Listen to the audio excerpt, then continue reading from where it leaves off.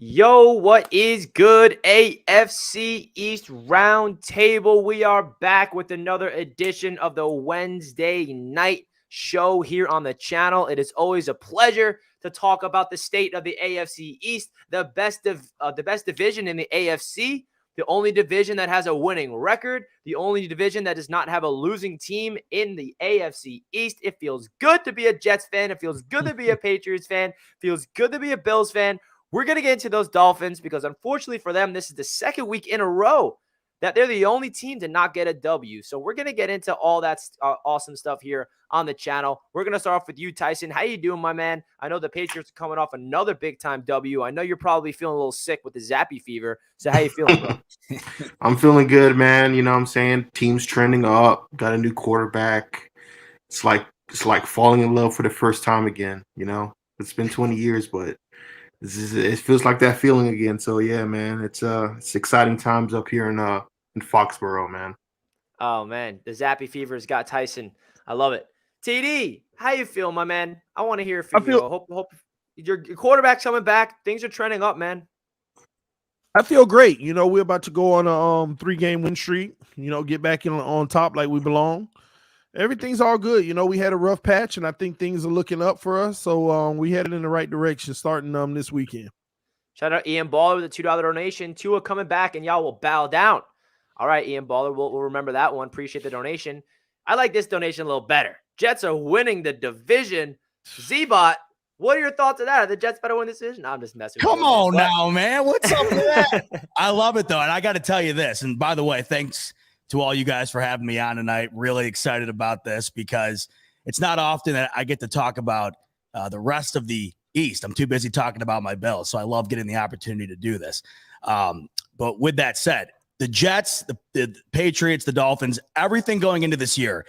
The one thing I thought of when I was coming into the show, the fact that if the Broncos were to play any team in this division, you know, going into this year, it's kind of like the litmus test, I think I would say, because we thought the AFC West was just going to be absolutely dominant. Every game was going to be must see. It's been the complete opposite. Every team in this division right now, I would bet to beat the Broncos straight up. And if you were to tell me that going into the season, I mean, I would have looked at you like you had 3 heads. So just the fact that we're all kind of rolling right now, every game's going to be tight, tough. It feels like the state of this division is where everybody wanted it to be, and it's exciting stuff. I'm looking forward to being able to break it all down with you guys because I think out of everything going on in the league, the 3 stories going on here are some of the most impressive and definitely some of the most talk-worthy. Hey, awesome, man. Well, it's a pleasure to have you on to replace Dan Mitchell for this final week, man. I'm excited to have you. I like your energy already. I like how you represent the Buffalo Bills. TD, what were you going to say there? I was going to say, Z-Bot, you said every team in this division you'll bet will beat the Broncos. Richie and the Jets might let you down this weekend. Let's see. Listen, I am sick and tired of having to watch Russell Wilson take the field. Me too, be honest with you, I'm getting to the point now where I'm actually rooting for the Jets probably in that game just because I am sick and tired of having to watch the Broncos. They have become one of my most hated teams. And going into the year, outside of my Bills and the roster there, Russ was one of my all-time favorites, and he's losing me week after week. So, hey, we'll see what happens. The Jets got something to prove this week, and I think that'll be a fun one. Yeah, actually, it's funny you say that. Russ was one of my favorite quarterbacks that's not a Jet, obviously, throughout his tenure with the Seattle Seahawks. And now with the Broncos, it's like, wow. He's becoming like a meme all of a sudden. Everyone just hating on him over and over and over again, and rightfully so. But we'll get into it. But the Broncos got a serious defense. But we'll get into the previews later on in the stream. So, guys, welcome into the stream. If you're just tuning in for the first time, do us a favor and smash that like button. If you're just tuning in, we greatly appreciate each and every one of you guys tuning into the AFC East Roundtable, whether you're representing the New York Jets, New England Patriots, Miami Dolphins, or the Buffalo Bills. It is all fun and games. And also, got to give love to the other NFL fans because we know there's some NFL fans out here that's not part of the AFC East, like Chiefs fans I've seen even Broncos fans. I've seen fans all over the NFL tune into the AFC East Roundtable. So you're all welcome. This is an NFL live stream, and we greatly appreciate each and every one of you guys tuning in to the chat. Again, if you want to tune in, and be part of the Q&A portion at the end of the stream, to come in here, talk your crap to myself or any of these three gentlemen on the stream, or just show some love, you're more than welcome to. Click the link at the top of the chat to join the Patreon. You can become the depth player by $10 per month, and you get access to the stream link, and you'll be able to grant access to be part of the StreamYard and come out there and talk your crap. We got Ian Ball with another $2 donation, says, I will watch Wilson cringe commercial than him play. I'd rather watch him. Okay. Yeah, I know They're what both you mean. equally terrible. So I guess it's just pick your poison at that point, but he's got a fair argument, I think. That commercial is like, oh my gosh. Let's ride. That's right, Mr. Unlimited. Unlimited. All right, guys, let's get straight into the proud sponsor of the AFC East Roundtable. We got Mojo to talk about. Mojo, as you guys know, is a proud sponsor of the AFC East Roundtable, and it is a brand new app. I guess you can't even call it brand new because it came out like 4 weeks ago, but it's fairly new this season, and it gives you access to sports stock market. I mean, it's a very, very interesting market. And just because you're not from New Jersey does not mean that you cannot download the app today and start going all over it and seeing the guys who are falling or rising on the market. I live in New York. I'm unable to trade on there, but I still have it on my phone, and I'm still looking all over the place on Mojo. Who's the top risers? Who's the top fallers? And it really is a fun app. So we're going to get into all the top movers and fallers on the AFC East. So we're going to start off with you, TD. Tua Tagovailoa, he's trending up, even though he's not played in a little bit. But basically, he's trending up because he got announced that he is healthy and he is starting on Sunday Night Football. And Jalen Waddle took a little dip. It's not that big of a deal. It's only 1.61%, 28 cents. But what's your overall thoughts of the Miami Dolphins state on the Mojo stock market? Well, first of all, Tua Tagovailoa, he should be trending up. Tagovailoa, because he's gonna play, and the football world is waiting on him to take off as a player and get up there in the 40, 50, 60, 70, 80, $90 range like Josh Allen. So his stock still has some room, and he gets to go out there and prove it on Sunday night on prime time versus the Pittsburgh Steelers. But Tua Tagovailoa, we got to get that number up. He going to have to come out and ball out, because what many don't know about Mojo Sports, they just released college players too. And Bryce Young is already worth more than Tua.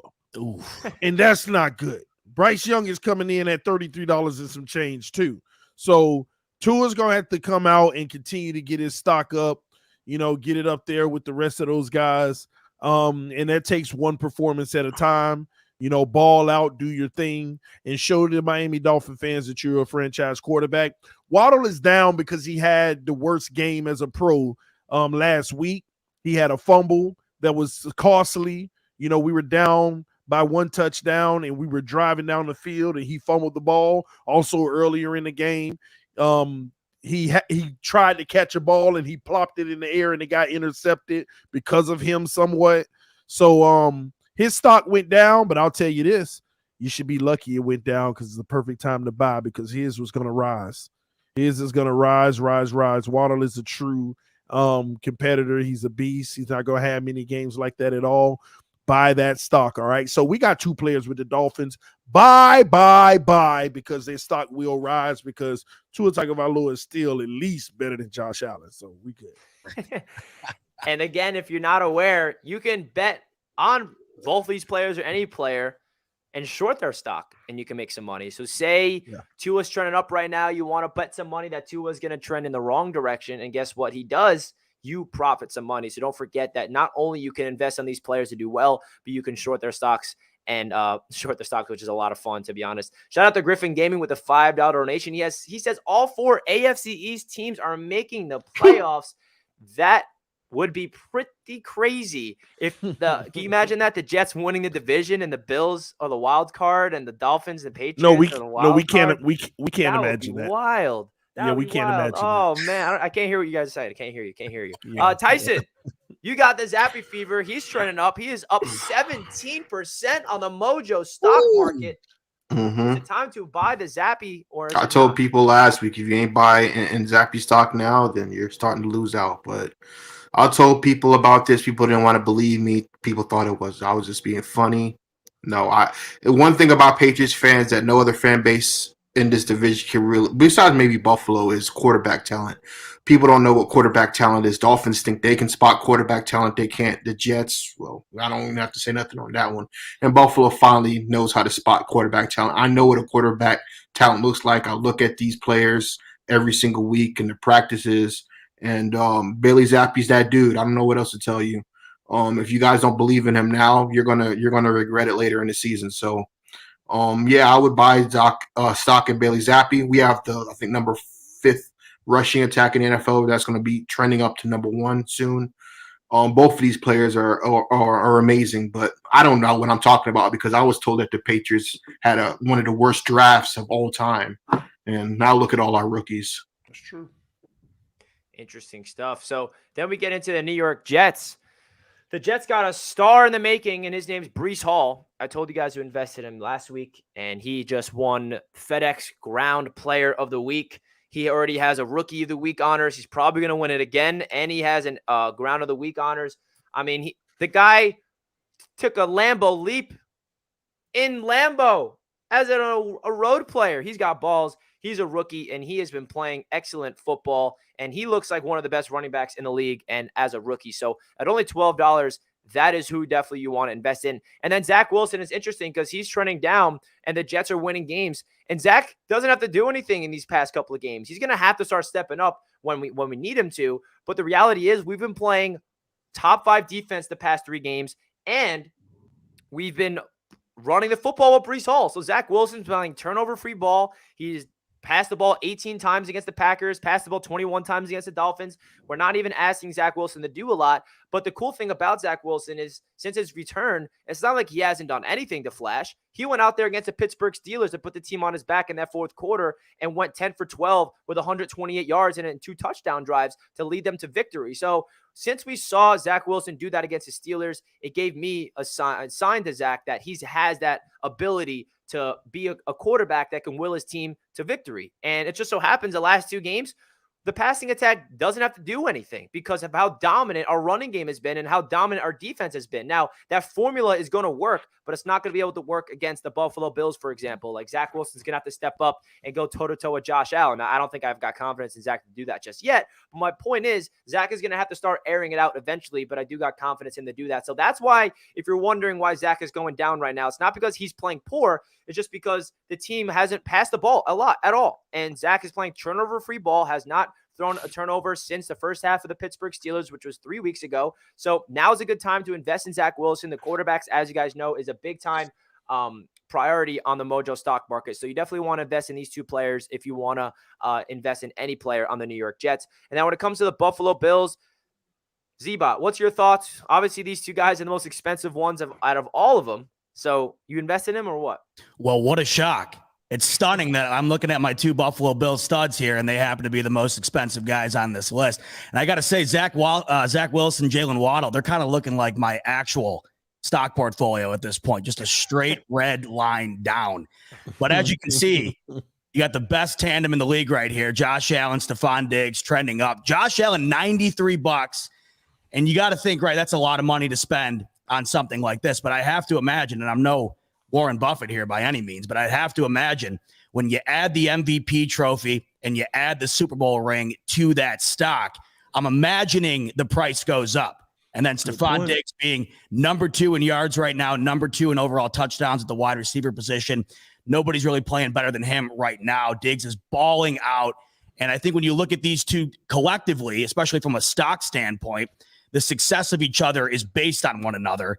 And I think based on how they've been playing, Josh Allen number 1 or close to it in the majority of the major categories. Stephon Diggs up there as well at the wide receiver position. So you have to imagine it keeps trending up. Plus their schedule after the bye. They had a gauntlet going into this bye here. I mean, their opening schedule was real tough. They found a way to get to 5-1 despite injuries early on. It gets a bit easier, in my opinion, after the bye. So I think it definitely keeps going up for these 2. And Josh Allen right now, odds-on favorite to win the MVP. It's kind of a toss-up, I would say, right now between 3 or so guys. But if Allen keeps on this trajectory, you know how the politics play into this stuff. He was kind of the guy meant to win it this year. So if he keeps going this way, I'd have to imagine the price of him trends up as well. Yeah, I mean, these are definitely the most 2 expensive guys on the AFC East. that is on the market. So, I mean, you're buying high right there, but you're definitely expecting them to continue to go up and up and up. So again, shout out to the sponsor Mojo for sponsoring this edition of the AFC East Roundtable. If you guys want to download the app, that is down below in the description. And you can trade today if you live in New Jersey. So let's get into the recap segment of last week. So TD, I'll allow you to start since you guys are coming off an L. Unfortunately for you guys, you can't stay healthy. The quarterback position can't stay healthy. You guys got Skylar Thompson out there. He couldn't finish the game, but then Teddy comes out there. You guys are in it in the last at the end of the fourth quarter. So what was your overall thoughts against the Minnesota Vikings on that game? I just think that we got a rookie head coach. He has to get these troops back to playing good football.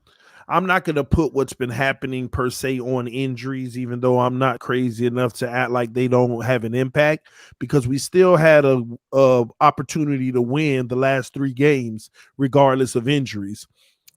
But the player execution and discipline has been very poor. When teams lose, we can point to 4 or 5, 6 things of why we lost. But the truth of the matter is, regardless of our play on the field and our execution, we have been one of the most penalized teams in the NFL in the last 3 weeks. 2 weeks ago, 13 penalties. Last week was just embarrassing. Probably 10 or more penalties. I don't even remember exactly how many. But I just can't get over the second drive in the game. Skylar Thompson looks like Tom Brady, that Tom Brady comparison we were all doing. He's out there throwing dimes, just moving us down the field. And every 25, 30-yard pass he makes that's on a rope, that's just amazing. Holding call, false start, or whatever it was. I mean, this kid in it, 3rd and 30, no problem, picked it up, but we got another penalty. I mean, he absolutely looked amazing, and then all of a sudden, he threw one of those dimes, and he split his finger on a player's helmet, and he was out for the rest of the game. So there's still some positive we could take from it. We got a good look. I mean, not a good look. 1 quarter of we got 1 quarter of Skylar Thompson with actual NFL preparation, and he looked amazing. It was almost similar to that Zappe fever, but more effective as far as what he did on the field. But, he's a guy that there's a project that they're going to sit down for 2 years and try to see if he could be the guy in the future, especially if Tua doesn't work out. But Teddy comes in, puts up over 300 yards. And we move the ball with him as well, but the turnovers. So this team just has to get better with their discipline, with penalties, and turning the ball over, just small, stupid mistakes. And that's always going to be a coach's stat. Turnovers and penalties, the coach has to own that. He got to have his team a little bit more disciplined, because we could have won these games regardless of the injuries had we not had these moments. So that's where we are right now. But I just like what we're going to have for the next 3 weeks, just like Buffalo. And my man, he's right. Buffalo got like one of the easiest schedules to finish the season. So they're going to be one of the top teams. But for us, we got 3 games coming up that outside of Pittsburgh, we should win and get ourselves back on track. And we're looking to go 6-3 after these next 3 games, and that'll be good for us. But we'll see. We got to start 1 game at a time with Pittsburgh, and we'll talk about that later in the show. But Minnesota, they got the best of us. And our defense played phenomenal. We did something that no team did in the NFL this year. We forced 10 punts and 9 3-and-outs. That's unheard of. And so we just got to be better, man. Offensively, our offense hasn't clicked all year other than the fourth quarter versus the Ravens. So that's where we are, but we're going to be good. Interesting stuff, man. I'm excited to see what Tua can do on Sunday night. Hopefully he stays healthy, because I'm rooting for him, man. I'm rooting for Tua to stay healthy. You don't want to see him go out like that. I'd rather see the Miami Dolphins healthy out there and see their full potential. Now, this is a great transition into Tyson. Don't worry, be Zappe. So yeah, show my graphic, bro. Show my graphic. I got you. Tyson's coming in, and he has a special graphic to show. Listen here, ladies and gentlemen. Oh, I do remember everybody on this roundtable picked against the Patriots last week. No, and all you little peasants in the comment section. Oh, you didn't? Well, Richie knows football at least, but all the other little peasants there that haven't won playoff games in forever or Super Bowls. Anyway, for all you peasants out there that don't have a quarterback, Bailey Zappe's the first quarterback. Hall of Fame Twitter account tweeted us out first quarterback in NFL history as a rookie to post a 100-plus quarterback rating and start 2-0 in that same span. What we are witnessing is the birth of a superstar. I said last week, heading into this game, that I needed to see them open up the playbook, take off the training wheels, and that's exactly what they did. He threw for over 350-plus yards. He had a quarterback rating of, like, I think 135, which is damn near perfect. Didn't turn the ball over once besides what should have been the tuck rule. And he threw 2 touchdown passes. Now, I was also told that the Patriots had the worst draft in NFL history. Well, if you look at our draft class, let's see here.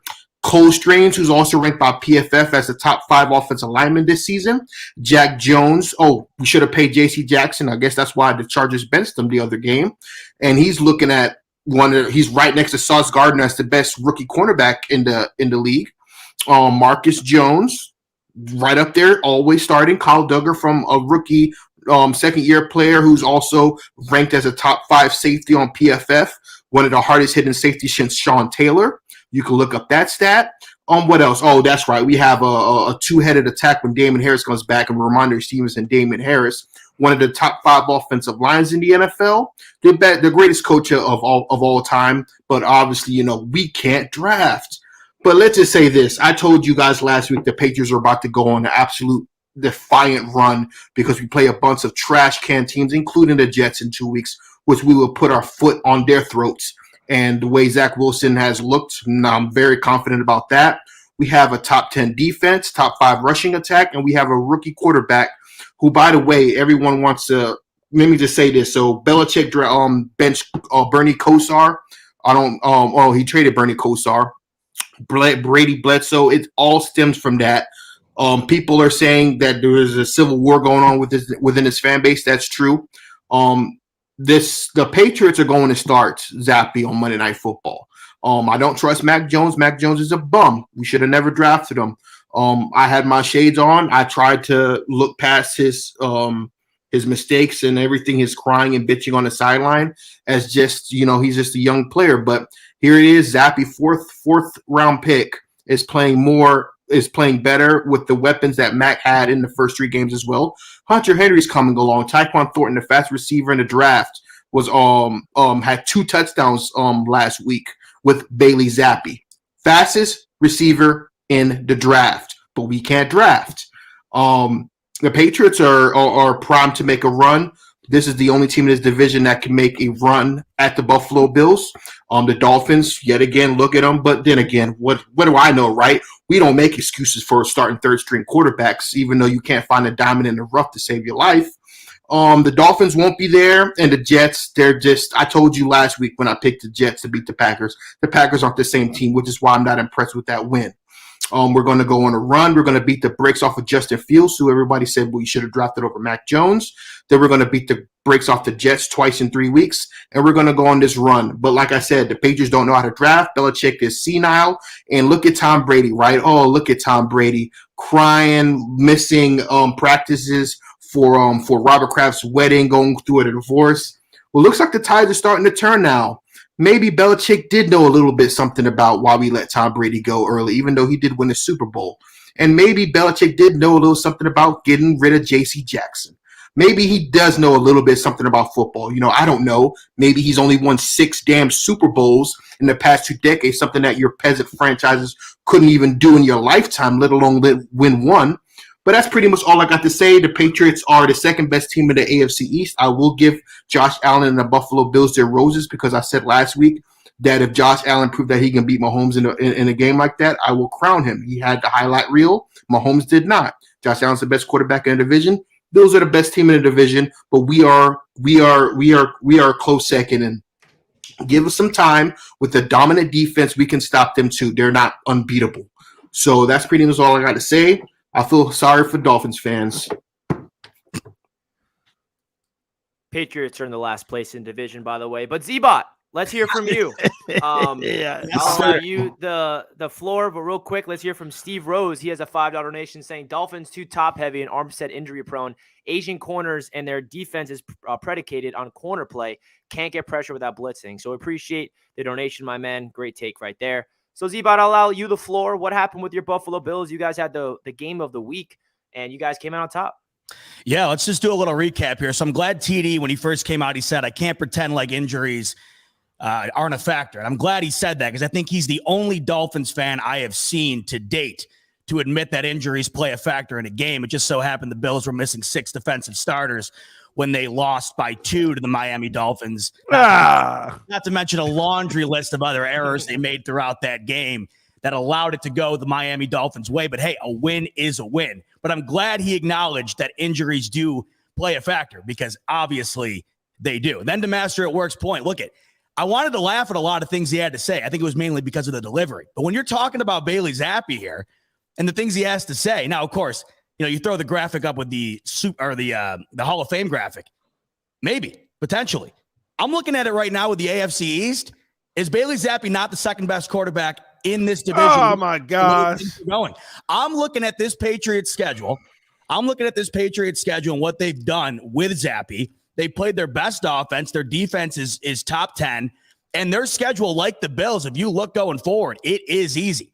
But the one thing that I think that many people are forgetting when it comes to the Jets' early success here, when it comes to the Patriots' early success here, both you guys still have to go against Josh Allen twice.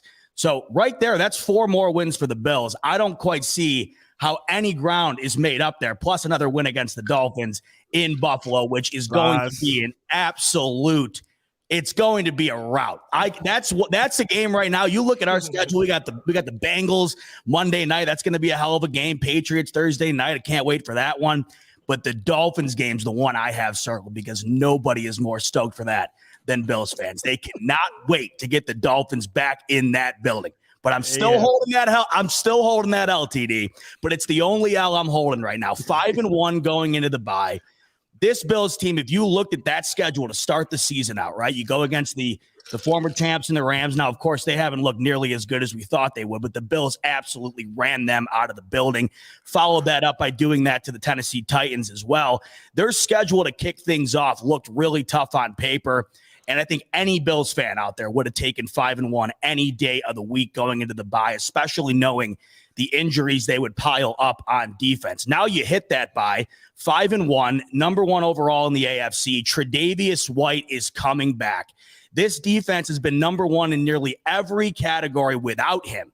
And we've almost forgot what it's like to have him out on the field. And as good as he is, to bring him back to close this season out, the sky's the limit currently for this Bills D. And I've been preaching on my show personally. The Bills offense gets all the love. And of course they do. It's Josh Allen. It's Stephon Diggs. That's the sex appeal. That's what sells. But the X factor right now for this team is the Buffalo Bills defense. And you saw that on display just on Sunday against the Kansas City Chiefs. Of course, it was coined as the Mahomes Allen Bowl. It always will be. But the difference in that game was the addition of Von Miller and this Buffalo Bills defense. As Master at Work alluded to a little bit earlier when he, decided whether or not he wanted to crown Josh Allen over Patrick Mahomes when it came to the performance of that game. You look at the stats, and everything was pretty even except for the errors. Patrick Mahomes, 2 interceptions in 2 of the most critical points of the game. The first drive, the Bills turn it over. Awful decision by Josh Allen to pitch it to Isaiah McKenzie. Fumble, and the Chiefs could really, take hold of momentum right there. They had it all on their side at home. They go down, picked off by the rookie, Kaiir Elam. And then at the end of the game, where you have a minute left, and we saw what Mahomes did to us with 13 seconds left. Hell, we saw what he did to us in that game on Sunday with 12 seconds left before the half. You know that the ability for them to get down there in a minute and win that game was very, very probable, right? But this Bills defense shows you why they are ultimately going to be the difference when it comes to this team going the distance this year. Teron Johnson, nobody outside of Buffalo talks about how well he plays for this team. He picks off Patrick Mahomes, seals the deal. Von Miller, the addition, that's been all the difference. And once again, this past Sunday, 2 sacks on Patrick Mahomes, and he's right in his face on the final play there for Teron Johnson to pick him off. And then Josh Allen, outside of fumbling that ball, pitching it to Isaiah McKenzie, which you can blame a variety of people on that. You can blame Ken Dorsey for the play call getting too cute. You can blame Isaiah McKenzie for just flat out having a bad day on Sunday. And you can blame Josh Allen for making the play himself. But outside of that, 3 touchdowns, well over 300 yards, leaping over guys. This is now the 4th or 5th time where he has leaped over a grown-ass professional football player. We're seeing things out of him that we've never seen before. He is playing his best ball to date, and that's saying something because he ended the year extraordinarily. I know it ended in defeat, but they also had amazing performances in that game against the Chiefs, as well as we know against the New England Patriots in the wild card game. But Josh Allen right now, what he's doing, leading the MVP campaign, leading this offense to be the number 2 overall in scoring, number 1 in virtually everything else, number 1 total offense, number 1 in passing, number 2 in points per game. That's what really spearheads this team, and that's what everybody's going to talk about.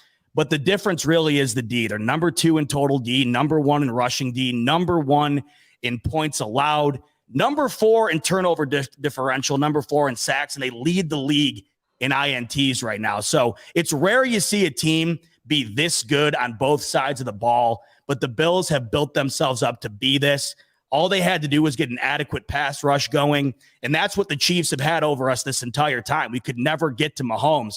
Finally, they seem to have solved that this past Sunday, and it got them the victory. The one thing I'll say, though, that is interesting about that Chiefs game, despite winning, that's the least amount of points they've scored in the last couple of matchups against them. I was shocked to see that the Chiefs defense, who had been struggling heavily against the pass, they held up pretty well in that game. But you saw it, guys, and I think everybody knows this who's a fan of any team. You saw out on that field the class of the NFL. The Bills and the Chiefs right now, it just looks different. And if they can stay healthy, I think it ultimately comes down to those two. But with that said, enough ranting about my Bills, because I know you guys are in here. And I just want to say, once again, the 3 squads in here from the AFC East, I would never have predicted it. I think the Jets are the biggest surprise. But when you're talking about the Patriots, I thought they were going to be much worse. That defense is as good as ever, it seems. And Bailey Zappe, that is impressing the living hell out of me. What they did to Detroit and following that up against Cleveland was similar to what the Bills kind of did to open the season up, just pure dominance. And then the Dolphins have been riddled with injuries, but you look at their offense and how far it's come. You got Waddle and Tyreek Hill in the top 5 as far as receivers are concerned. So they haven't caught a touchdown pass in the past 4 games. Am I right? No, you're accurate there. And that's what I am right about that. Because I was looking at that, Master at Work, and I'm glad you brought that up, because I was looking at the stat comparison between these paying attention wide receivers. I like what I'm seeing, of course, getting the ball down the field from Waddle and Hill, but neither of them are in the top 12 when it comes to scoring TDs. And the Bills, they got Gabe Davis and Stephon Diggs right at the top of the list. So that's got to be a concern, I'm sure, for you guys. But my overall sentiment, I would never have predicted that going forward the rest of the year here, that we'd have to worry about the Jets and the Patriots, even slightly. It was complete afterthought to me. And I think the way Robert Saleh's got these Jets guys believe in playing with a lot of heart, and I think the way things are going right now with New England, where they're always they have that identity, even though they shouldn't, where they're under the radar and they play the underdog card, and that's what they do now because it's a whole different squad. Things are different in the AFC East here, and that's why it's awesome to come on here, because I would never have predicted this far into the season that it would be as competitive as it is right now. Z-Bot, can you do me a favor? Can you tell these peasants in the comment section that keep bringing up last place or standings that it's a marathon and not a sprint? Because these are the same peasants that were celebrating their Super Bowl week 3 win when they were 3-0, thinking they were going to go undefeated like Don Shula's Dolphins.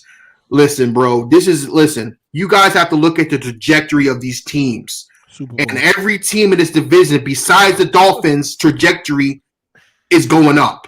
The Jets, the Bills, and the Patriots. And I want you to keep that same energy in that comment section in a few weeks when them standings start to tilt. As a matter of fact, I'm going to go ahead and predict now the Dolphins will be in last place come Sunday. Because Flores it's not fired. Has K-47 at the noggin of one Tua Tagovailoa, who couldn't remember what happened in that game. So I want y'all to keep that same energy, because my boy Brian Flores is coming, and he is coming hard. Tyson's keeping receipts. I absolutely love it. All right. It's They time hate to us talk 'cause about they the ain't New us. York Jets. Yeah, I'm glad I ain't you. Hey, I'm loving it. glad I see my team win playoff games.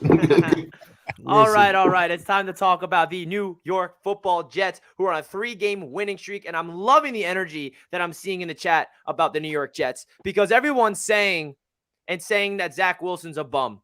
Because that tells me something, that you guys are not watching the football games. You're looking at the box score. You're looking at the stats. You're looking at what Zach Wilson's putting up. Watch the games. It tells you the context that this Jets team right now, I'm not saying this is going to be able to happen for the rest of the season, but the way this Jets defense is playing, the way that this Jets running attack is playing, they did not need to pass the ball. Zach Wilson did not have one pass attempt in the fourth quarter. Zach Wilson had 4 pass attempts in the second half, and all 4 of them were completed. So don't give me that crap that he only had 110 yards and Zach Wilson's a bum all of a sudden. We don't need Zach Wilson to do much right now. And yes, we're going to need to have him win us some games. And guess what? He did that in Pittsburgh against the Steelers, down by 10 with 13 minutes in the game. We asked Zach Wilson to become the quarterback to will us back, and he was 10 of 12, 128 yards to get us 2 touchdown drives for the win.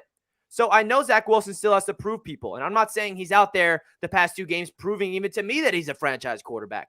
But the fact is, this Jets team, all of a sudden, is well coached and talented enough that we're not dependent on quarterback play to win us some games. And as a Jets fan, that's insane because we're not used to this. We have 2 Rookie of the Year frontrunners, Breece Hall and Sauce Gardner. We have the best defensive tackle in football today. He's better than Aaron Donald this season. Now, is he better than Aaron Donald in total? No, he is not. I've always looked at Quinnen Williams as a guy when we drafted him 3rd overall. Can he become some type of player like Aaron Donald? It took him a little bit, and now in year number 4, he is lighting it up. The defending AFC Defensive Player of the Week, 2 sacks, 2 tackle for loss, had a forced a blocked field goal. He was all over the place. You heard Chris Berman on the Monday night, fastest 3 minutes. Aaron Rodgers had the bad case of the Quinnen Williams. This defensive line is the best in the AFC East, and it's not even a question. We have a 4-man rush that is absolutely destroying every single offensive line that we see. We're performing stunts. We got Carl Lawson going inside. We have Sheldon Rankin swallowing. We got Quinnen Williams winning double teams. I mean, this defensive line is ridiculous, not to mention the 3 linebackers with C.J. Mosley, the brother of Quincy Williams, Quan Alexander, and the secondary that's been locked down all season with Sauce Gardner, DJ Reed, Jordan Whitehead. You guys know these boys by now because if you didn't know them, now you do. And this Jets defense the last 3 weeks have been top 5 in the NFL in every single category. And now we're finally seeing what type of head coach Robert Saleh truly is. And he has and Ziba, you said it perfectly. The Jets players are playing with Robert Saleh's spirit. And the best part about Robert Saleh when we hired him is he had an optimistic persona to him where he was just a very positive guy. And it was a breath of fresh air after coming from Adam Gase. He's just an infectious personality. Whenever the Jets make a big hit, he's pumping up people on the sidelines. Now, you having an energetic, high personality coach in the sideline, does that win you games? No. But as a Jets fan that's been through so much misery at the head coach position since Rex Ryan, it's so awesome to see that we have a head coach that is really instilling a message into these players that is working on the field. And the best part about the New York Jets' success right now on this 3-game winning streak is we are so young. We're not doing this with veterans, washed up players that it feels like a little thing that's just going to fizzle out. We're 4-2 with one of the youngest teams in the NFL. And if I told you before week 1 that the Jets going to be 4-2, every single person on this roundtable, every single person in the chat will be laughing at me saying that I'm delusional. You do not know what you're talking about. What are you saying? The fact is that this Jets team is as talented as they're just as talented as any team in the AFC when you look at the talent on paper and the youth. This Jets team has been drafting perfectly the last 2 years. To talk about Elijah Vera-Tucker, who has been one of the best offensive linemen in football. He's played all 4 positions on the offensive line besides center at a high level. He's only in his year number 2. Michael Carter, Breece Hall, the 2 dynamic running backs that we got. We got Dwayne Brown, the veteran returning. I mean, it really is awesome that this Jets team, and the best part about this, and I know Tyson will respect this about the Jets because he's a Patriots fan and they know what special teams is about. This Jets team, special teams-wise, is something special. We're top in the league, and we had a blocked punt. And that blocked punt wasn't just an ordinary blocked punt. That blocked punt, we had a player come to the sideline, tell the special teams coordinator, hey, I see something in the punt coverage. I think we can really get a blocked punt if you do this. And on the fly, the special teams coordinator got his team together, and he schemed up a play. And on that play, they blocked the punt for a touchdown.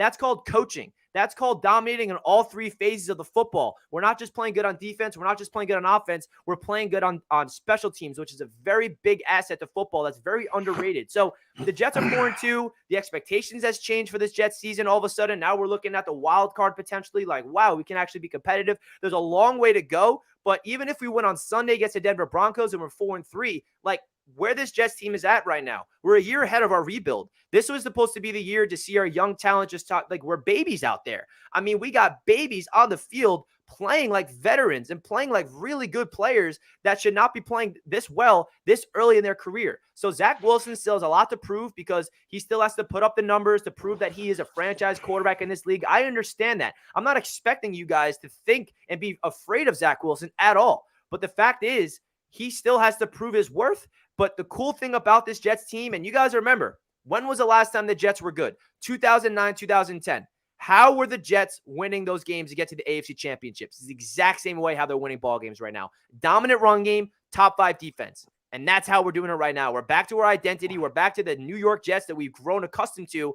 And we're not the same old Jets anymore. So get used to that because all the narratives like, oh, they're the Jets. They're the Jets. I'll never forget. We'll see in 2 weeks, Richie. We will see in 2 weeks. Now, listen, Tyson, we got a big game that we'll talk about next week, of course, the preview, and that's a big test for the Jets. But at the end of the day, even if we lose to the Patriots in that game, I'm very happy with the trajectory of this New York Jets team. We're ahead of schedule. We're the talk of the league right now. I mean, you say the Green Bay Packers aren't a good team. That's a very impressive win, by the way. The Green Bay Packers were on a 15-game winning streak at Lambeau Field. So don't give me that nonsense that the Green Bay Packers are trash all of a sudden. I know they're not good this year. I get that as good as the past couple of years.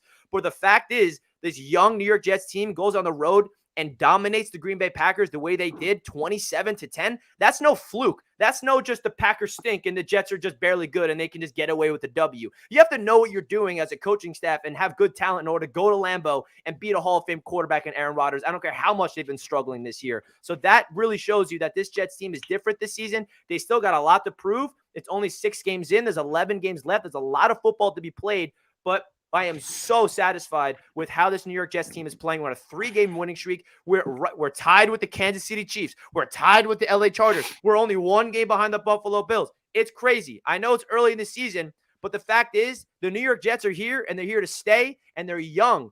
They're young, which means we're not even scratching the surface of the potential of this team. We're not. Not saying it's going to reach that full potential this year, but I'm talking about years down the road. When Sauce Gardner has another year under his belt, when Breece Hall, Garrett Wilson, you guys know these boys by now. So the Jets are here, and they're here to stay, and that's the best part about this Jets team right now. It's not veterans like 2015 when we had 10 wins, and it was all these just washed-up guys at the end of their careers like Brandon Marshall. We got some dogs out there, and that's my rant on the Jets. Before I allow you guys to give your thoughts, we got big-time donations to get to. I'll read this one. Richie, the Patriots just held Nick Chubb to 56 yards when he was averaging 100 a game. That's right. The Browns, people say the Browns were trash. They had the number 1 rushing attack in the NFL and still do. This defense will stop Breece Hall and force Zach to beat him. Zach doesn't. That's another thing, Richie. I just need to say, bro. I watched the Packers. I actually watched Zach Wilson a couple times. No, bro. I mean, if you want to compare him to Mark Sanchez, albeit, but he has to show more than that, bro. Zappe's better. Zappe's better than Zach Wilson. Zach Wilson ain't it, dog. I understand the Jets have this but the Jets have an amazing defense. Salah is that dude. But I'm telling you, Richie, if you want to get into that next level, bro, Zach Wilson ain't going to be the one to take you there. Hey, listen, I think it's a little too premature for you to say that, in my opinion. He hasn't proved to not be the guy, and he hasn't proved to be the guy. That's where I'm at with Zach Wilson personally. But I respect your opinion. We'll see how it ends up. But we got a big-time donation to talk about right now. It's not a positive to the Jets, but it's still $100 from Cordero Linder. Thank you so much for the $100 donation. He says, TD voice, we're going to beat the Jets 40-10 LMAO. We're going to smash the Vikings. Any more predictions, TD? All I'm gonna say is, go ahead, TD. I got something for this. For that. I got a gift for Cordero. Actually, this is my gift. We got a prediction for TD. Go ahead and play the clip, Richie. That's TD's next prediction. Y'all plotting playoffs this year, but the Miami Dolphins, we're not making the playoffs this year. That's last year. TD's That's, not. I'm that's last year. You you took a last year clip. You took a last year clip and hit me with it. Boy, y'all foul. Y'all foul. Oh, That's every year. Hey, Oh my God. hey, I'm loving it. at least listen, at least I was right last year. Hey, man, but we got to do all a quick shout out, man. $100 donation. Thank you so much. This means a lot to man, the channel, man. I ain't shouting them out. Forget that. Listen. All I'm gonna say, man, I ain't gonna lie though. I ain't gonna lie. Cordero, you're right. I ain't got nothing to say, but I'm just sitting back thinking, man. I hate all three of y'all teams, bro. I just hate the Patriots, the Jets, and Buffalo. Y'all don't even understand, man. The feeling is mutual. Yeah, I got Josh Allen is a straight bum. Oh I my God. I can't stand y'all team. I truly have a hate for y'all. Yeah. Like your teams. I really do. Like, I want to see nothing but just laughter and y'all demise. I want your feelings to be hurt. I want you to go through pain every time. Like Buffalo, I want you to win as many games as possible. I just want to see you lose late. It's nothing better. Just keep on thinking you got it. Just like this year, we're the favorites. Joshua in the MVP and Diggs. Diggs is number 2 in receptions behind Tyreek, by the way. But he's 27th in touchdowns, Tyreek. Hey, at the end of the day, you the one who brought up the yards first. Okay, you're the one who brought I up. understand it. And I think that's great for you guys. We all knew he was going to get yards. No one's been faster on the field than Tyreek Hill, but get him in the end zone. Second place. That's all I'm saying. Hey, man, another big shout out. Even though you showed some shade on my Jets, I got to give you a shout out, man. $100. It means a lot to the channel. Thank you so much, bro. It means a lot. My guy Wardy NYM's in the chat. Richie, the Knicks are on. I got the Knicks game on right here. Hasn't said anything. No one noticed. Y'all always suck. Now you gotta tell me. But my guy Wardy is a Steelers fan. He thinks the Steelers are getting an easy dub this weekend. Oh, is that true, Tyler? My guy Tyler thinks that the Steelers again. Who did the Steelers play this week? Let me go take a white towel, piss on it, and start waving it, make it a terrible towel. Those Steelers. I ain't gonna lie. I was just sitting here in my mind like, the Steelers getting an easy dub this weekend. Who they play? And y'all like Mo Dolphin hate. Listen, man. But he's an actual Steelers fan. This guy, by the way, he's not just showing hate at the Dolphins. Well, I'm sorry to hear that. Okay, shout out Wardy, man. For Wardy this past weekend, huh? Who the hell saw that coming? Oh, the Mets? No, the Steelers. Oh, yeah. I mean, big time dub. Brady, I saw it coming. I saw it coming because Brady's now nervous. Brady's not the same today, man. Brady's been getting cooked all week. They're blaming the whole thing on the Kraft wedding. It's the whole thing's hilarious. This whole season's been a sideshow. Is that sad for you to watch, Master, at work, or are you just not anymore? Listen, I was on the Brady train when he first left there because I was angry at my own franchise, and we got Cam Newton. We all know how they're playing now. But now, after everything that's happened and how much of an asshole he's been, and not thanking us on Twitter and all this other shit Brady's done, I mean, I'll celebrate him once he gets into the Hall of Fame. But he's the enemy. He's the enemy, and all that plastic surgery. You know what I'm saying? Ain't making him look good, losing his marriage, losing his kids. I'm actually laughing at it right now because he's blaming everybody but himself, and he has nobody to blame but himself. He should have just stayed retired. I told him to stay retired. If he would have stayed retired, I wouldn't be here right now. But he just had to come back. Oh my gosh. Oh my That's God. hysterical. Between the chat, you guys, man, I haven't laughed. This is great. I haven't laughed this hard in a while, man. This is awesome. Well, you're a pleasure, man. You're representing the Bills you guys well. are killing me. Chat some haters. We missed man. Dan, but you are doing well, man. Chat, man. Shout out. I've never seen such an electric, and this is great because I don't get this on mine. Obviously, it's all just Bills love, but everybody just going at it, man. It is incredible. I've been laughing the whole damn time. Oh, it's ruthless. We got so much slander. There's no chat, love. It's all hate. The chat is full of haters. Dude gonna donate $100 to talk trash to me, bro. I mean, you can't beat that. Yeah, but man, I guess it stings a little more just to come at me and put that kind of money. We should put you. We should have like those fairs where you put somebody up and throw stuff at them, and if you hit, they go into like a pool. We should have like one of those things for TD. I know, right? We'd get a huge turnout. Oh, this is great. This is great. All right, so that's the end of the recap segment of the show where we talk about what went down in week number 6. Before we get into our week 7 preview, we're going to hear a quick word from PrizePicks with the easy money segment. Now we're all going to build one big time parlay together, and we're going to add players from around the league. So if you guys are not aware, PrizePicks is a daily fantasy app that you can download today and use our promo code AFC East, and you get 100% of your deposit matched up to $100. You deposit $100, you get $100 of free bets. You deposit $50, you get $50 of free bets. You deposit $1, you get $1 of free bets. You guys know how the deal works with the our friends over at PrizePicks got it going. So I'm thinking of picking all of these quarterbacks. So let's pick 5 quarterbacks and let's all agree on the more or less on their projected total, and let's win some money. Let's win some money.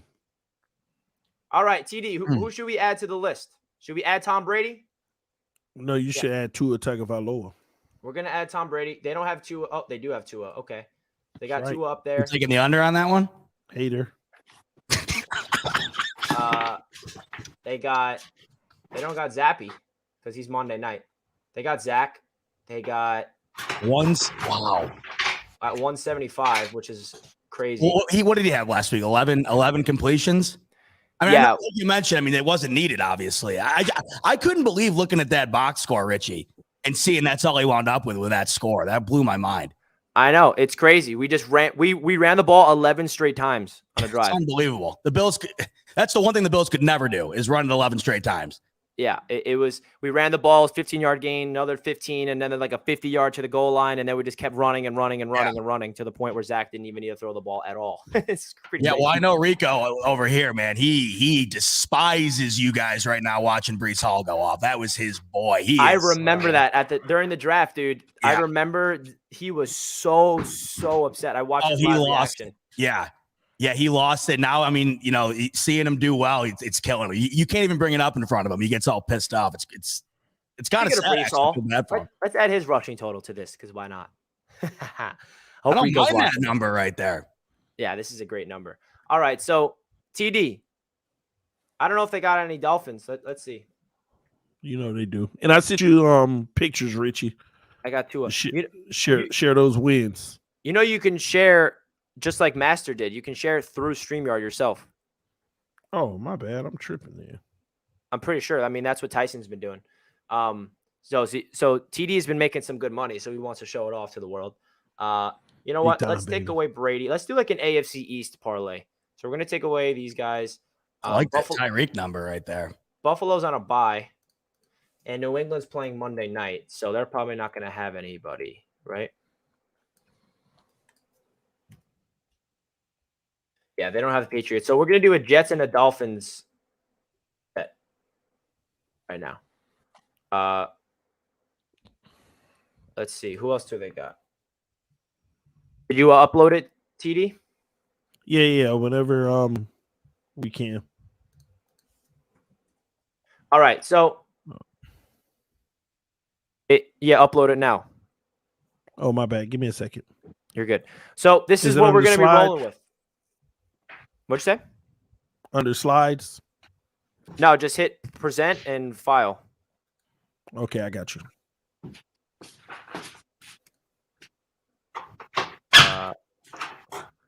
We got a donation from Poppy, $10 donation. I think Jets will win this week. The tough game is against the Patriots next week. Yeah, that's going to be a tough game. We still got a tough game this week against the Broncos. We're going to get into that. But obviously, the tough game comes against the Patriots in 2 weeks from now back at home. Poppy, we appreciate the $10 donation, my friend. It means a lot to the channel. Of course, So TD, whenever you're ready, just upload that, or you want me to upload it?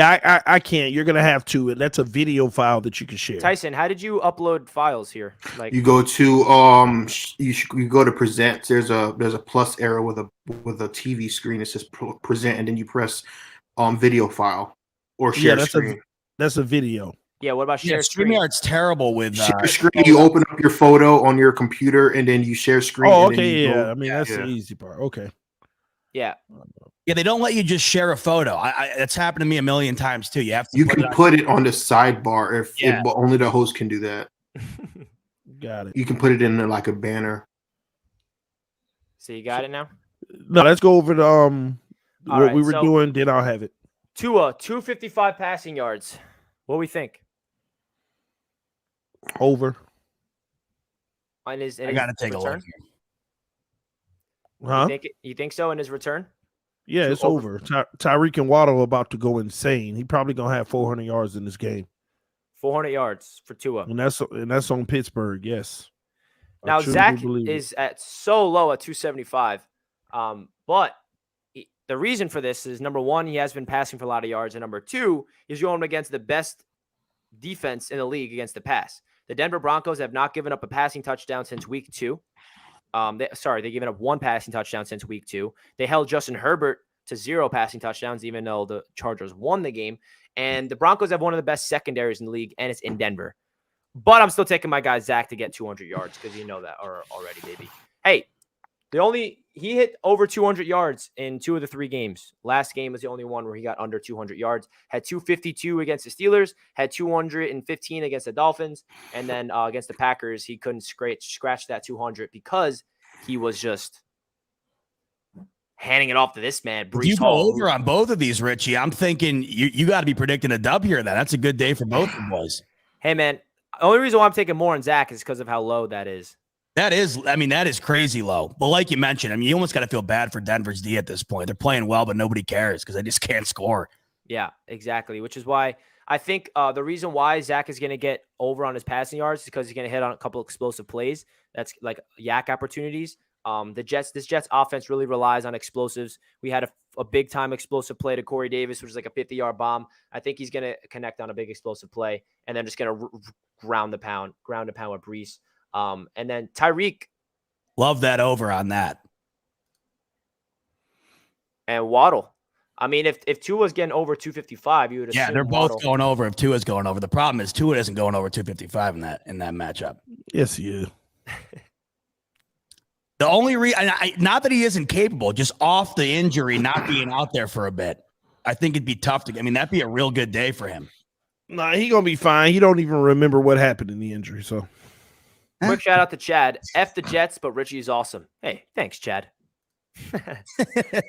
All right, so we're gonna put hypothetical $100 on this. You can win $1,000. Now, again, the best part about PrizePicks is you put $100 down, you win $1,000 if all 5 of these hit. But say everything hits, but Tua gets 250 yards, then you still double your money. You win $200. Or if 3 of the 5 hit, you still get some of your money back. So my favorite part about PrizePicks, comparing it to sports books, how many times you guys made a parlay on DraftKings or FanDuel, whatever sports book you guys use, and it's a 5-legger, a 10-legger, and everything hits but one. Like, oh my God. I mean, I could have won so much money if that one just hit.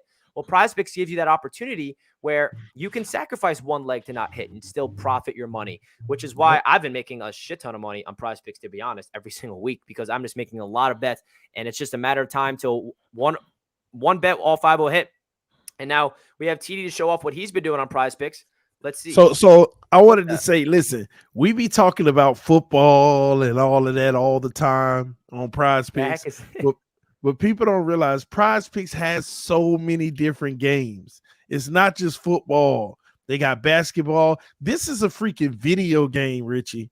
I mean, they got people playing video games and how many kills they get and stuff. I've been betting on that, winning a whole bunch of money. It's kind of crazy. Warfare drops at midnight, the campaign. Yes. So this is just a small win, but this is one that I hit him. This is one that I hit him with last night, though.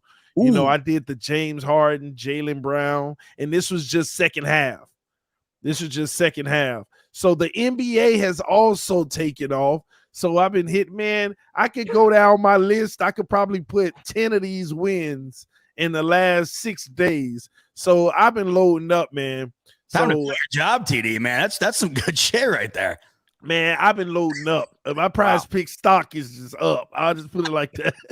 Wow. All right. But Well, yeah, TD, I cannot believe you can bet on video games. That is bro, they got everything. That ain't it. They got all kind of stuff. One player and you just root for him to get as many kills as the over under is. Listen, I don't even know where they're playing or nothing. Who the hell are these guys? These these are video. Oh no. And let me tell you, Richie, you could actually in prize picks, when you pick the players, once you put your bet in, you can click a link and watch them play. Oh my God. Wow. You should never told me about this. No. That's the LOL. Do the one at the top, GC02, something like that. Yeah, that's the one that I primarily play or whatever. But these guys, I remember I said it the other day. I'm a big Call of Duty guy. I'm playing Modern Warfare 2 when it comes out. Man, Richie, I be racking up on these, Richie. Bro, that's so sick. Wow. Yeah. Well, PrizePicks is a sponsor, and I had no idea that we can even bet on this. So that is awesome. Bro, it's so much, man. Any video game nerds, you could do that. I mean, they got everything. Soccer, golf, college football. I mean, NHL. They got MMA on here. I mean, they got everything. NBA is how they kind of started this whole thing. The NBA is the easiest one to make money on. I've been making guap already on that since the NBA season began. So, again, guys, if you want to download PrizePicks, you can click a link down below in the description. Use promo code AFC East, and they will match 100% of your deposit up to $100. So you put $50 in, you get $50 of free bets. So you have $100 in total to play around with. Or if you want to get your best of your buck, you deposit $100, you get $100 of free bet money. So you definitely want to take advantage of that deal that they're running with the AFC East promo code. And you guys can see, you don't just can bet on football. They got video games to bet on. You learn video something games, new every day. Golf, tennis, F1 racing, everything. Formula One. I love Formula One. That's pretty hysterical. I mean, you learn something new every day. I'm definitely gonna be placing some. Bro, they got cricket. See, we ain't doing all that. I'm just saying. You're a real degenerate to bet on cricket. I'm just saying they got it all. Oh man. So again, guys, if you use our promo code AFC East and you download the app, let us know in the live chat. We'll give you a shout out because we appreciate you guys big time, and we want to give all the love necessary. And again, also, if you want to be part of the Q&A, which will be happening right after our recap segment, which is coming, our preview segment rather, that's coming up after this. Click the link down below in the description, become a Patreon member, and you get access to the link of the StreamYard, and you'll be able to come on here and talk some ball with all four of us. So that transitions into the preview edition of the AFC East Roundtable. So let's get right into it. Tyson, we'll start off with you. Who are the Patriots versing this week, and how are they going to win? We played Chicago, and if anybody's watched the Bears, I think they played in 2 primetime games so far. They look awful. Justin Fields looks awful. They look horrendous. They not like, oh my God, like this is. I don't know what this point spread is, but it can't be good because I know there's a little controversy going on right now, and I'm starting to understand what TD has gone through. I'm starting to see the lights of what TD has gone through because I have been in a full-on fledged battle with Macaneers or Macanon or whatever the hell they call themselves. I didn't realize Mac Jones did anything to warrant this type of credit.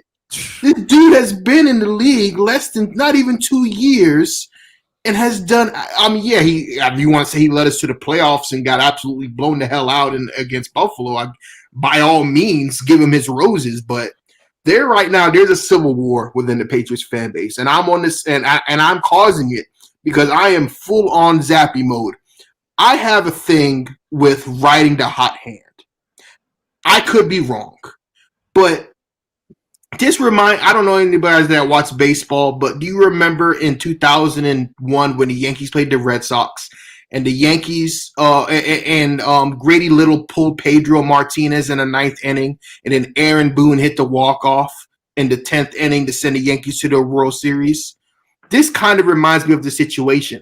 Because if you're Bill Belichick and you have a history of going the complete opposite by pulling Bledsoe, not coming back to Bledsoe when he got hurt, or doing with the Bernie Kosar when he was in Cleveland, why the hell would you start Mac Jones? And by the way, when there was some reports that Mac Jones, he was at the game and he did not look good warming up.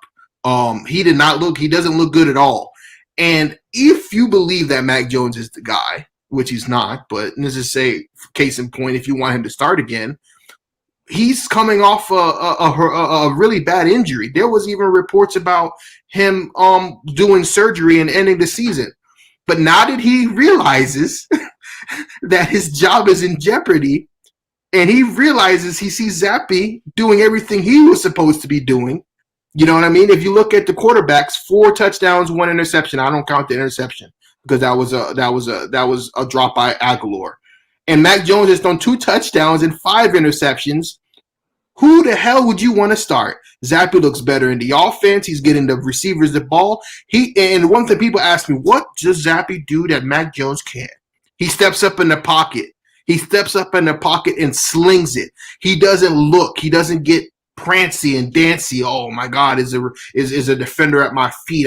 He's skittish in the pocket. Zappe is confident with his ball. He doesn't get skittish. And that's why I'm on the Zappe over Mac Jones hype train.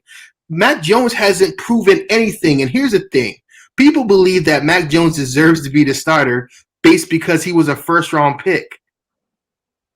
And just because he was drafted higher gives him the right to be the starter?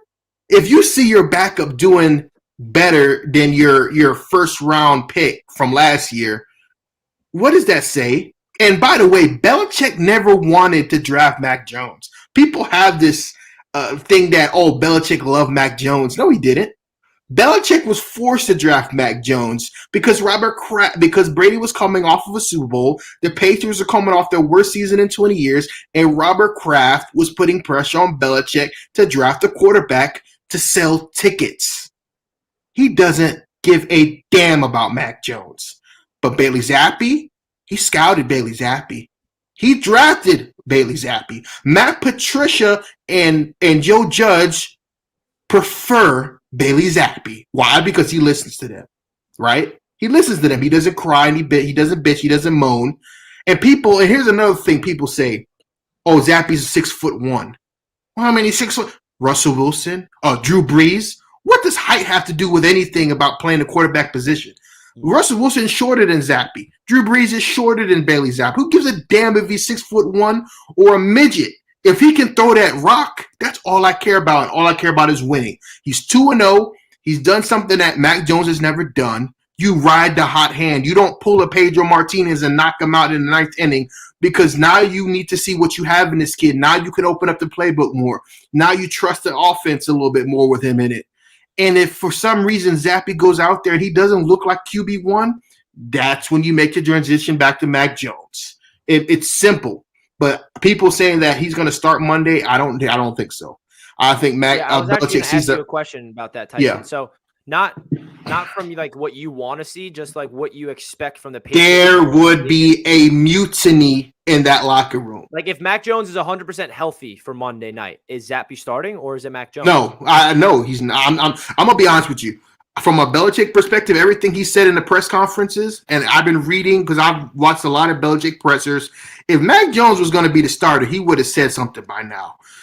He's living it up to interpretation because he doesn't want to give the other team like, okay, well, we have to prepare for Mac Jones. They don't know who they're going to prepare for. That's the reason why he's doing that. Zappe, if he starts Monday night, I think he's going to be a starter for the rest of the season, barring some unforeseen circumstance where he doesn't play well at all. There's no reason to start Mac Jones. Number one, he's not going to be 100% healthy because he wasn't 100% healthy when he was practicing and warming up for the game against the bums that we just beat in the Cleveland Doo-Doo Browns.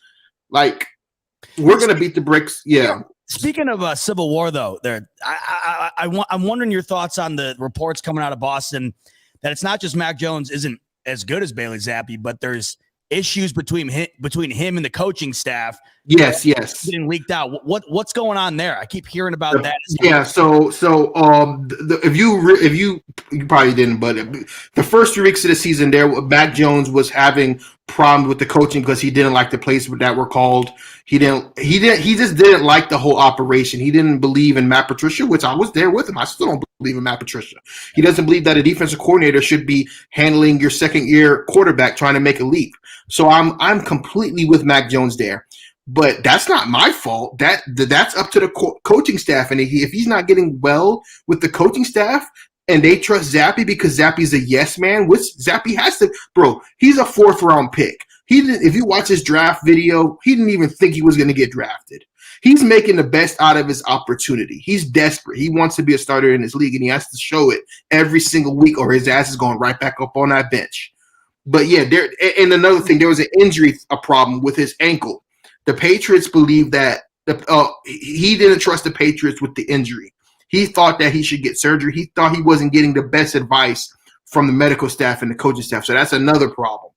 There was another leak report that Mac Jones, after the injury happened, that he wants out, that he wants to go to Pittsburgh. I don't know who the hell came up with that, but I think it was leaked from Mac Jones's camp. And see, when you do things like that, then I lose trust in you. Because who the hell are you, Mac Jones? Number one, you were drafted the 5th quarterback in that draft. You weren't drafted high. You know what I mean? Who the hell is Mac Jones to tell Bill Belichick, the greatest coach of all time, how to handle him in an offense? And I was with Mac Jones, but I just don't trust the kid anymore. I think he's a snake. He's a rat. And all the Macaneers and Macanon, now there's like it's like a whole army of French Patriots fans now that are saying that he deserves the job when he doesn't. He doesn't deserve to be QB1 after what he's pulled. Bro, see, it's funny. You were like, you see what I'm going through. At least Mac Jones has done a little something. At least he went to the playoffs with his team. Yeah. I just straight up, man, it's a war here in Miami. TD, it is a war. I see you on Twitter, man. Those Dolphins fans are crazy against you, man. It's bro, nuts. They hate TD. They really hate me. But it's like Dolphins fans against TD. The obsession, bro, that's what I don't like, you know? And be fair, but the obsession is just, it's almost like they worship, like sinfully worship. And that's when things just getting ridiculous, man. You gotta go with the best chance to win. You gotta go with the future of your organization, the upside long term. Some guys got some skill, but there's a lot of guys that got skill, but you don't see them as the long term answer, just the right now. And yeah, you like with TD, right?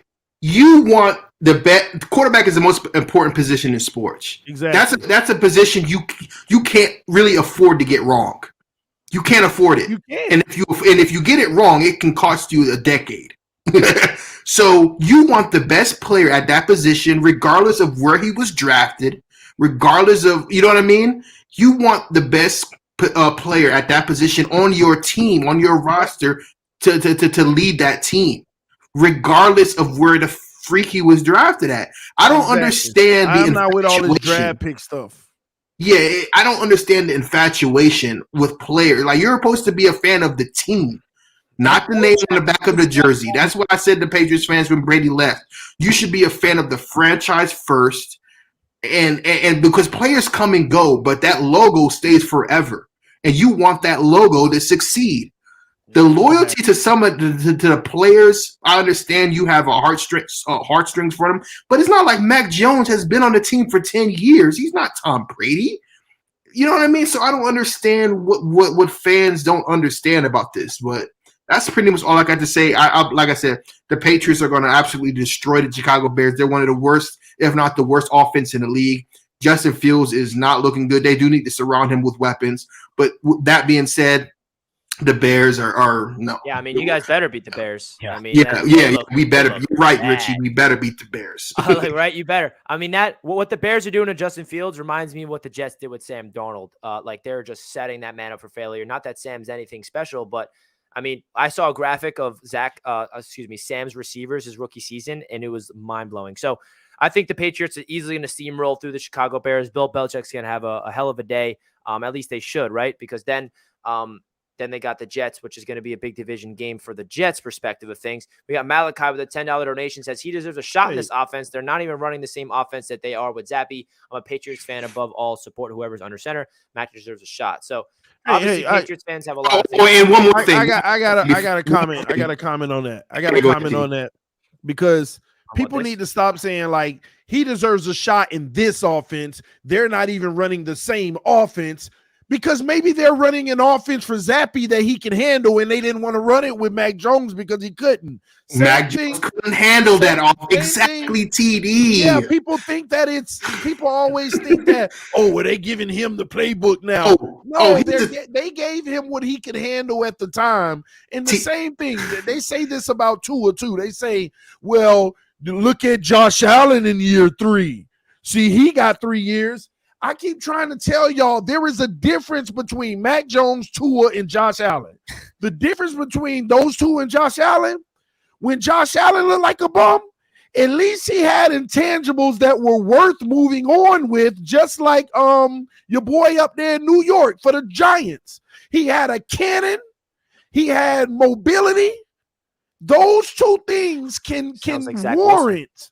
They warrant you saying, man, we got to give this type of talent a little more time because that's an element of football that only very few have. And then if you have it, it makes up for your lack of. People don't realize in Josh Allen's first 2 years, whatever he wasn't doing with his arm, he was doing on the ground. He was doing with his athleticism and things of that nature. Jalen Hurts too. Jalen Hurts wasn't great last year, but 900 freaking rushing yards. See, and now he's starting to put both together. So people need to understand. I had to respond to Malachi. If you're just a quarterback that's just a quarterback and you don't have those intangibles and you ain't doing it, I'm sorry. These guys had intangibles that needed to be tapped into. It ain't just about, he got Stephon Diggs. Look at Josh Allen. When you watch Josh Allen, the truth of the matter is nobody really sitting here continuing to rave about his throwing. Everybody already know he going to put up yards with these receivers. The true threat of Josh Allen is when he want to take that ball and run it down your freaking throat. That is an element that nobody can overcome in this league yet.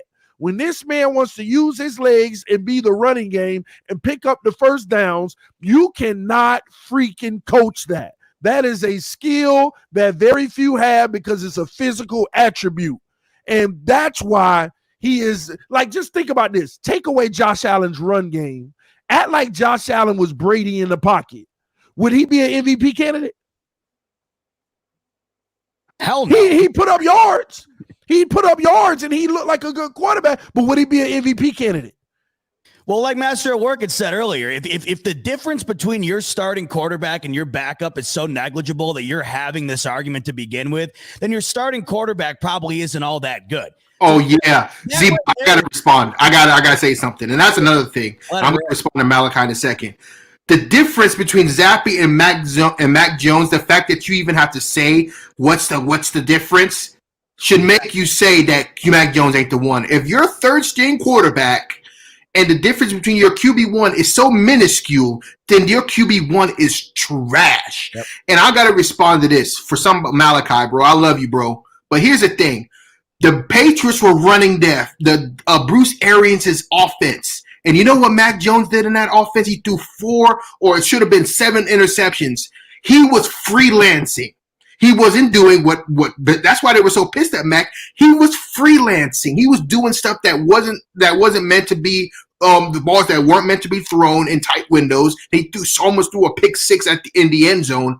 He was doing shit that the coaching staff didn't want him to do, and that was the problem. And what did Mac Jones do with that? He has 5 interceptions to only 2 touchdowns. That's the difference. Mac Jones doesn't deserve a single thing. If it was up to me, he would get traded. Anybody that want Mac Jones for a 7th round pick, come and get him. Because the difference between Mac Jones and Zappe, and you're seeing it on the field, is so minuscule. Mac Jones got a better deep ball. Really? I haven't seen that. Mac Jones got a strong arm. Mac Jones don't got a strong arm to begin with. The fact that you even bringing up arm strength as if that's going to be a difference. I got nothing else to say. You listen, if Mac Jones starts, TD root for his team, but I hope and pray on Mac Jones' downfall. I really do. I hope he goes out because if he starts against Chicago, he'll get the win because Chicago sucks, and then all the Mackinac and Macaneers are going to come out there and say, "See, I told you, Mac Jones, bro, you beat the Bears."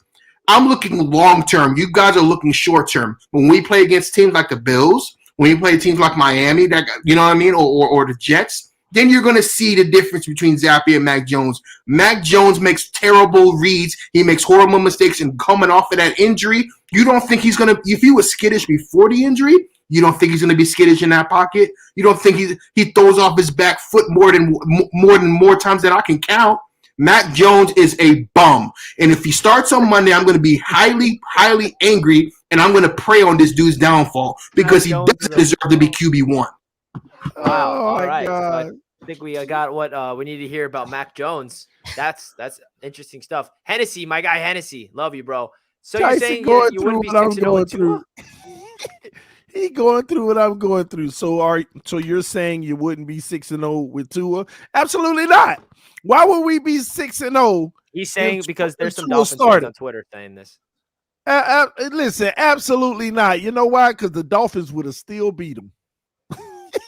And then we got the man of the hour, Jimmy Casket, who's going to be the first caller tonight. I got Zappe fever. Send cure. He's been camping out since last night. Yeah, he's been camping out since last night. Shout out Jimmy, man. Can't wait to hear from you soon. All right. So, TD, we'll give you the floor. Sunday night football. Dolphins versus Steelers. Your boy Tua is back. How are the Dolphins going to pull off this dub? Prime time, baby. Tua back. Tua's back. He going to come out there. He going to light it up. I'm going to be honest with you. It's only two things that can happen in this game. We either blow them out or they blow us out. And I've been telling everybody that it's not going to be this hard-fought, middle-of-the-road game. We either going to look like the best team in the league or we going to look like one of the worst teams in the league. I don't even care about this game. There's only one thing I care about. Tua surviving. I just want to see him in the fourth quarter and that clock hit 0. He done took a few hits and he all right. Because I'm also worried about the first hit he take. They're going to be like, oh, put him in the protocol. I don't know what to expect, man. And I'm going to be honest. I've tried to analyze this game. I have no idea what to expect. This team has a secondary. This team has a defense. They play hard. They play tough. They get up and at it. I think this was going to be exceptionally personal. Flores ain't the type to tell the team, hey, man, y'all go get him. But they know what was going on, so they're going to want to go get it for him. So at the end of the day, man, we just need to go out there, and we don't even know if Armstead and Austin Jackson is playing or not. And I'm going to tell you now, if Teron Armstead don't play, who's battling turf toe, by the way, if he doesn't play, man, I'm scared for Tua. I'm just going to keep it a buck. I'm worried about him. Forget football. I'm worried about him out there, man. I truly am. Just as for a human being, man, what we saw in that Bengals game, nobody should see in the NFL, a guy on the field, fingers crossed and frozen and stuff. And then he scared me today. He literally said in the press conference, I don't even remember getting hit. When I got hit, I don't remember anything from that point. But I do remember the ambulance or whatever. Man, nobody wants to hear that. That's just scary stuff. That's nerve-wracking, man. So I just hope he can go out, have a solid game, whether we win or lose, and he's all right. You know what I mean? Just make it through the game, and let's get back to then, evaluating whether you can be the guy or not. But I do have us winning this game, and I have it with the score of about 20-14 Miami. Yeah, man. I'm hoping Tua can stay healthy throughout that game too. I'm excited to see what happens in that one Sunday night. Must win, TD. Must win. Must win. Because if we lose this game, we would have to finish the season 8-2. And I don't see it. You guys do play a couple of bums coming up, Detroit. Well, the next 3 games, but after that, we got some good teams. We got some good team. We got to play the So you Patriots gotta win these again. next Y'all 3 playing good games. football. The Jets already beat us, and we got to play them again. We in the Buffalo same trying position. Buffalo trying to get revenge. We got the freaking San Francisco. We got the Chargers. I mean, we got some tough. We got a tough schedule on the back end. The Patriots and Buffalo got the cakewalk going for it. Both of y'all are right about that. The schedule at the back end too. We got to. We got to. Y'all got like a 5-6 game chunk of reasonable schedule coming up, and y'all back end is tough, Tyson. But y'all can get ahead. But Buffalo just got a straight cakewalk. They got like 1 more threat, 2 more threats at best. Yeah, maybe everything, and that's maybe. And they got 2 more threats, maybe. And the rest of their schedule, they ain't nobody gonna say they gonna lose. You go look at their schedule, it's like, but dang, yeah. So Buffalo already know they're gonna be. I mean, let's be honest, they may be the number 1 seed in the AFC when it's all said and done, just based off of if you look at their schedule. Unless, Josh Allen give you one of those once every year bum games. You know how he always throw that one in. We haven't gotten one yet. He always does, though. And it's a team that you shouldn't get it from. I hear you. Right. I totally hear you. Shout out, Mr. D. We got a $5 donation. My guy, if Zach Wilson started this season, we may be 6-0. We will beat Buffalo this season, sweep Miami and the Patriots. You heard it here first from Mr. D.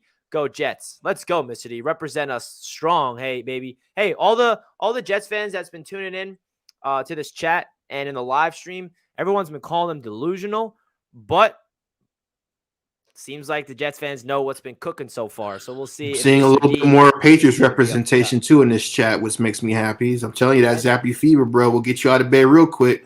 And a big shout out to Jets fans, bro. I see in the chat we got a poll. Who's representing who? 32% Jets fans, 33% Dolphins, 30% Bills, 6% Pats. So that is don't worry. It's going to take some time, but we'll get back there. Where the hell did TD just go? I don't know. All right, we'll find out. He'll definitely be back. I'm hoping. Hopefully he's good. All right, so we're going to preview the Jets, and then we're going to get to Z-Bot. I want to hear your thoughts of the game since you're on a bye week. So the New York Jets, they're headed to Denver to take on the Broncos. Now, this feels like a game. What are the underdogs again? 1-point underdogs. By the way, the Jets are the first team since like 1960 to be the underdog in 6 games and have a winning record in all throughout those 6 games, by the way. So this Jets team is used to the world picking against us. And this game is, it feels weird because you look at this Denver Broncos team, they're 2-4, and we talked about them earlier in the show. And you expect the way that the Jets are playing right now on a 3-game win streak to go out there and beat the Denver Broncos. But listen, this Denver Broncos is playing really good defense. And I feel like they're going to be able to stack the box and contain Breece Hall. Well, excuse me, that's what they're going to try to do. Who knows if that's actually what's going to happen, because Breece Hall is a dog. And don't forget about Michael Carter, who's also been a beast for the New York Jets this season. So if the Denver Broncos defense really wants, I think this is the game where Zach Wilson's going to have to step up. I think Zach Wilson's going to have to be able to win us this game, because I do not think that we're going to be able to rely on the run game, just running down the throat, having a drive of 11 straight running attempts and getting into the end zone. That's just not realistic. It's not sustainable stuff right there. So, I think it's up to Zach Wilson, this passing attack. It's up to the wide receivers. It's up to the protection, which has been good to really elevate this team. But I also think a big X factor is the Jets defense. And this Jets defense stacks up with this Denver Broncos defense. The Jets defense is legit. We are one of the best defensive lines in football right now. And we have arguably one of the best defensive tackles in the league with Quinnen Williams. I mean, he leads in every single statistical category. So if that defensive line really wants to take over this game and get to Russell Wilson and cause havoc, I'm expecting this to be a very low-scoring game. No matter if the Jets win or the Broncos win, I'm expecting it to be like 17-13 type of game. I really think it's going to be a tough, gritty matchup. But if the Jets win this game and we go 5-2, that is just crazy, because if you look at the AFC standings right now, and I understand there's a long season ahead of us with 11 games to go, but the Jets are up there with the Kansas City Chiefs and the Chargers, and the Bills are 1 game ahead of us. And then the Dolphins and the Patriots are only 1 game behind the Jets. So if the Jets can be able to get this dub, and then we have a big-time division game against the Patriots, which is obviously going to be a big test for the New York Jets, because they have not beat the Patriots since 2015. But that's going to be a big time test for the New York Jets, especially this Sunday. So the way I'm looking at it in terms of game planning wise, the Jets really got to get Zach Wilson in rhythm early. They got to get him quick early completions, get Elijah Moore involved. He's not really involved this season at all because the running game has been so dominant. I'd like to see them getting the tight ends. I want to see Zach Wilson get confident early, get the quick, easy completions, because Garrett Wilson, Elijah Moore, Corey Davis, they're going to have to go up against a really good secondary and Patrick Surtain and those boys, which is one of the best secondaries in the league. So it's not going to be a positive day for the Jets offense in terms of passing the ball. But I think if they stick to their roots of grounding it down their throats and playing legit violent defense that this Robert Saleh defense has been portraying throughout this entire season, they can really do it. And if they can continue making their halftime adjustments, because if you watch that Green Bay Packers and Jets game, you notice the first half was just awful. I mean, both teams were just ass. I mean, 3-3 at half. The Jets cannot move the ball, but then the Jets offense goes out there at halftime. They make the proper adjustments, and the offense looks completely different. You see Zach Wilson finding Corey Davis over the middle. You see Zach Wilson throwing a bomb to Corey Davis for the first down, a 40-yard completion. And the very next play, it's a Braxton Berrios trick play, 20-yard rushing touchdown. So the Jets offense is showing that they can make the adjustments on the fly, but this is a really big test because the Denver Broncos coaching staff looks like a mess.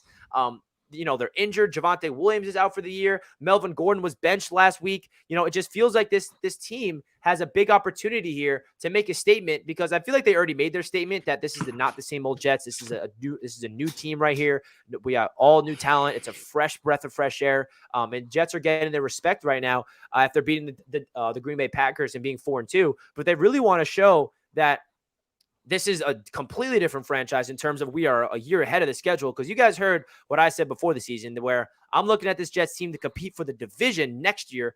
And this year, I'm just looking for them to be competitive in December. And right now, and we're living in the now, right? We're not looking in the future. We're not looking at the past. We're living today. The New York Jets are a playoff contending team. And that's awesome to see that they're up there with the rest of the teams. Now, are they going to make the playoffs? I'm not going to say that with a straight face 100%.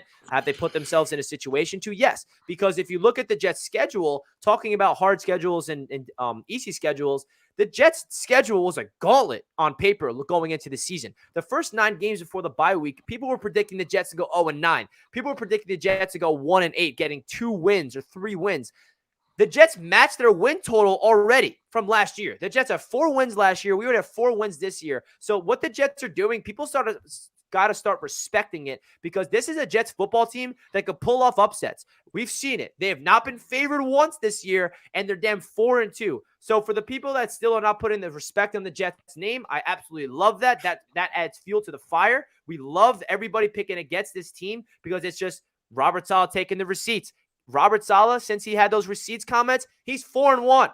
When Robert Saleh had those receipts comments, all the media was clowning him. People were saying, wow, did he say that? He sounds like an idiot. When he said it in time, I loved it, because I knew that Robert Saleh was not speaking to us. He wasn't speaking to you. He wasn't speaking to the media. He was speaking to his players. He was speaking to his coaching staff that he believes in this team, that we're not the same old Jets. And he's sending a message to this franchise that do not listen to these naysayers and all these people saying that we're the same old Jets and we're bums, because we're not. I believe that we are going to change this organization, and we are. Talk about a culture change. Robert Saleh is doing that. He's setting a standard where we get W's and everyone's celebrating in the locker room. His message is make this shit normal. He does not want this young Jets team to get too high on wins and think that we're just back and all of a sudden the Jets are here and the Jets are this, and that. He's grounding this team. I love the way that this Jets head coach is handling winning, because we haven't seen him handle victory, right? We've seen him handle defeat, and now we're seeing him handle victory. He's not getting too high. He doesn't get too low on losses. So the fact is, he is keeping this Jets team humble. We are young. We're destined to make mistakes. We're not going to win every game on the schedule because we are so young. We still have a young quarterback who's only played 17 career games in the NFL, who's destined to make some mistakes. We got rookies all over the field and year 2 guys all over the field. But at the end of the day, the way that this Jets team is playing defensively on paper and on the field, more importantly, gives me the reason to believe that this Jets team can match up against anybody in the NFL and be competitive and potentially win in the fourth quarter. And the Jets are the best team in the NFL in the fourth quarter. We have a plus 46-point differential in the fourth quarter, which is first out of anybody by a large margin. That tells you a lot about this team, and that tells you a lot because usually the young teams do not play well in the fourth quarter. It's the veteran teams that do that. So please keep bringing the hate towards this Jets team because you guys are the reason why we're winning, probably, because they're listening to all the same old Jets narrative. They're hearing all these people just doubting Zach and doubting this and doubting that. So keep saying that the Jets still stink because it's adding fuel to the fire. And I think this is going to be a big time win on this Sunday, going to 5-2. I predict the Jets to win 17-13, low scoring, gritty defensive battle. Let's go, baby. Come on.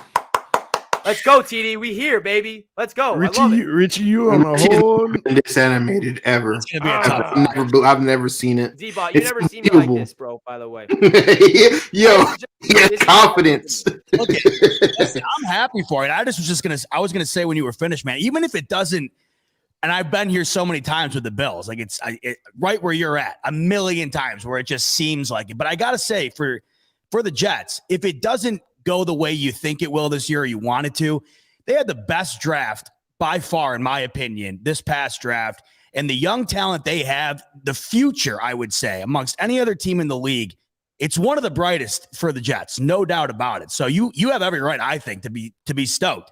And like you said, and like I mentioned earlier, I mean, 4-2 right now, and in my opinion, 5-2. I think every one of you guys gets a victory this week. I know the Bills are on a bye, but I look at the 3 matchups for you guys this week. I see a win everywhere, including the Jets. And I know you make it seem like it's a tough one, and it is defensively, but the Broncos cannot score.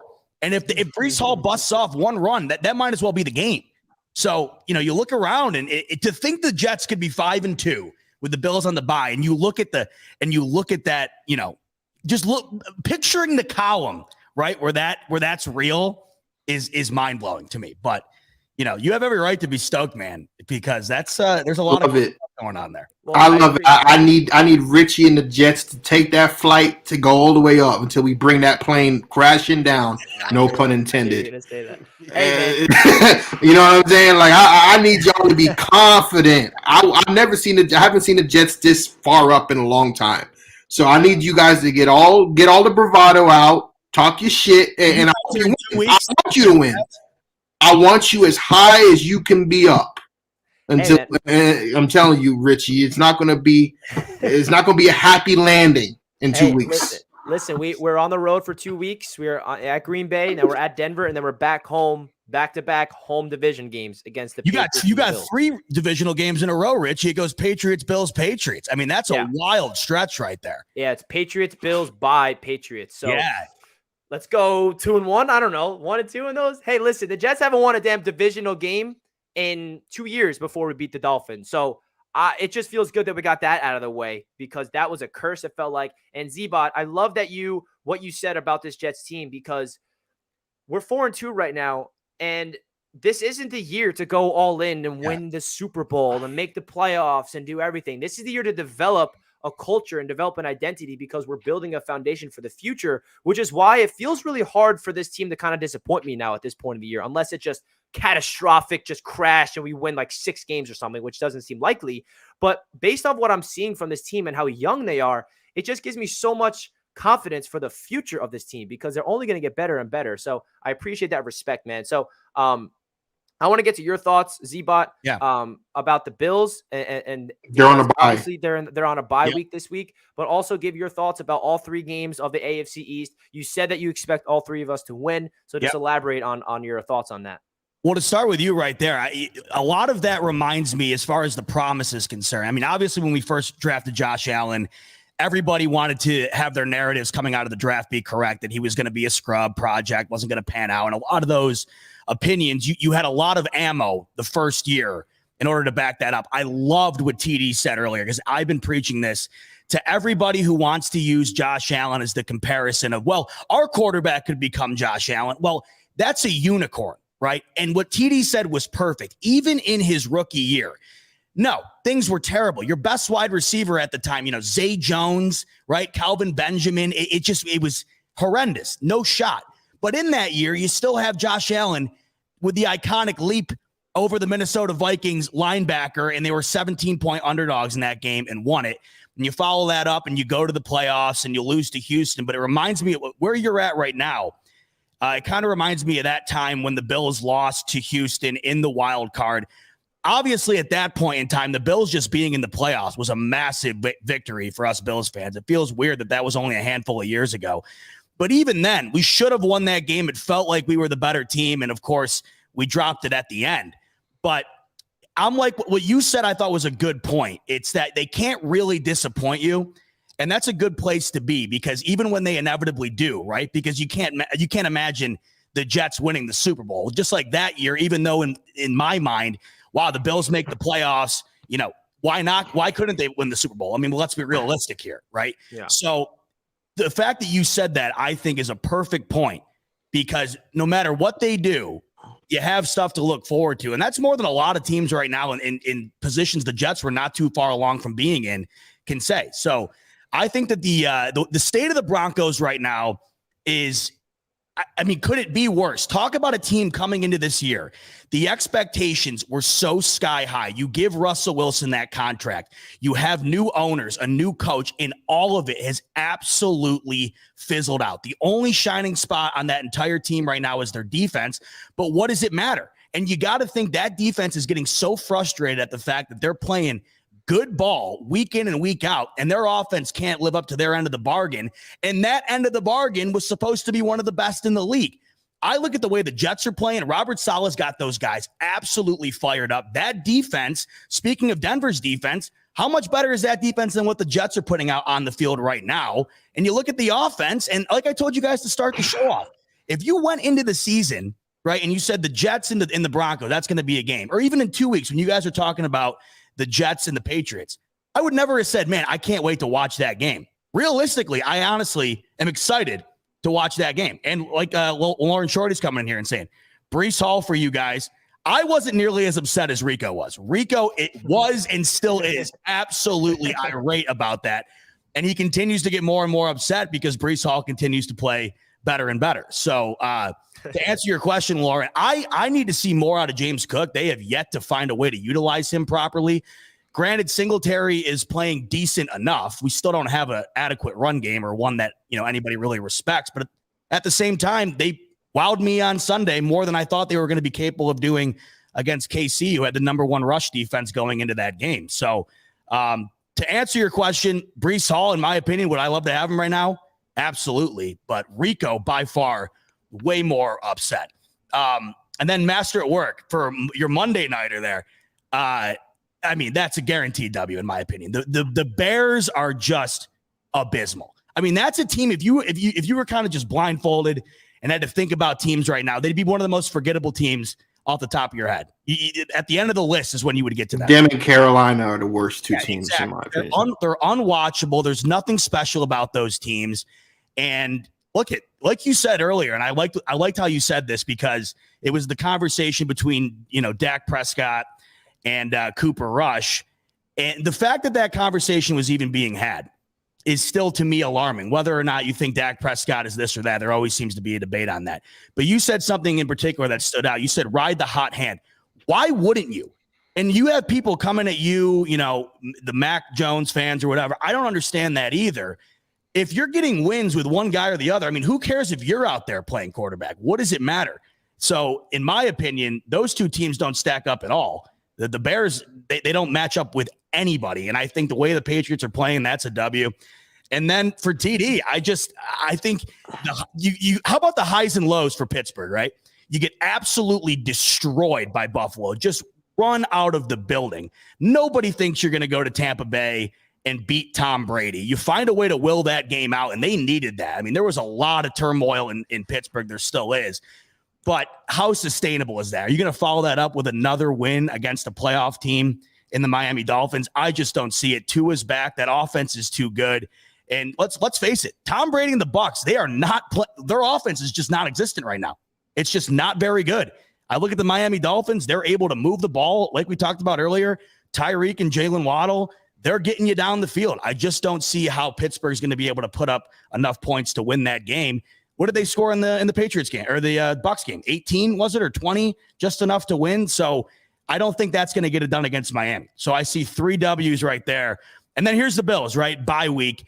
And bye weeks suck. I hate them. I absolutely hate them because there's no Bills football, right? It's just the worst. But this could not have come at a better time. This is talk about you 3 getting a W this week. I think the Bills get a big W this week because this bye could not have come at a better time. Not only are you going into it 5-1, but the Bills they've been really lucky the past few years with injuries. They really have. And early on this year, they got bit heavy with the injury bug. Tremaine Edmonds missed time. Jordan Poyer, of course, has missed time. Obviously, Tre'Davious White, the big talk, hasn't been on the active roster since late 2021. And there's a laundry list of guys that are somewhat banged up still. Ed Oliver, Kyer Elam still banged up. Dawson Knox missed a game. This bye week, you ride 5-1 into it, and you get all those guys healed up, and then here comes Tre'Davious White. So Tre'Davious White returned to practice last Wednesday. He's activated from the injury list, and they have 21 days from that moment to activate him. So that was before the Chiefs game. You go into the bye, and then it's Green Bay. Now, unfortunately for you, Richie, I don't see Tre'Davious White playing in that Green Bay game, but I do see him making his return the following week against the New Jersey Jets, because they are going to have to make a move at some point to get him on the roster within those 21 days. And to be 100% honest with you, not that I'm a fan of doing this, but I think it's definitely something that teams do. They don't put guys in for the sake of doing it if they feel they have an upper hand in the game. You see Green Bay. And I know we were talking earlier, I know you were, Richie, about how that was still a good win for the Jets and Green Bay isn't trash. That was a good win for the Jets. Green Bay is trash. Both things can be true. Green Bay is horrendous. Tom Brady and Aaron Rodgers got this dual aging quarterback thing going on where they're just insufferable and they're playing terrible football. The Bills are playing the Packers off that bye week on Sunday Night Football. I don't think the Bills have had a home Sunday Night Football game in almost 20 years. And you're going into that game, Aaron Rodgers, potentially last year. It'll definitely be the last time he goes into Buffalo. That place is going to be rocking, and the Bills are going to absolutely destroy Green Bay. Then Tre'Davious White gets back. This team will be fully healthy at that point.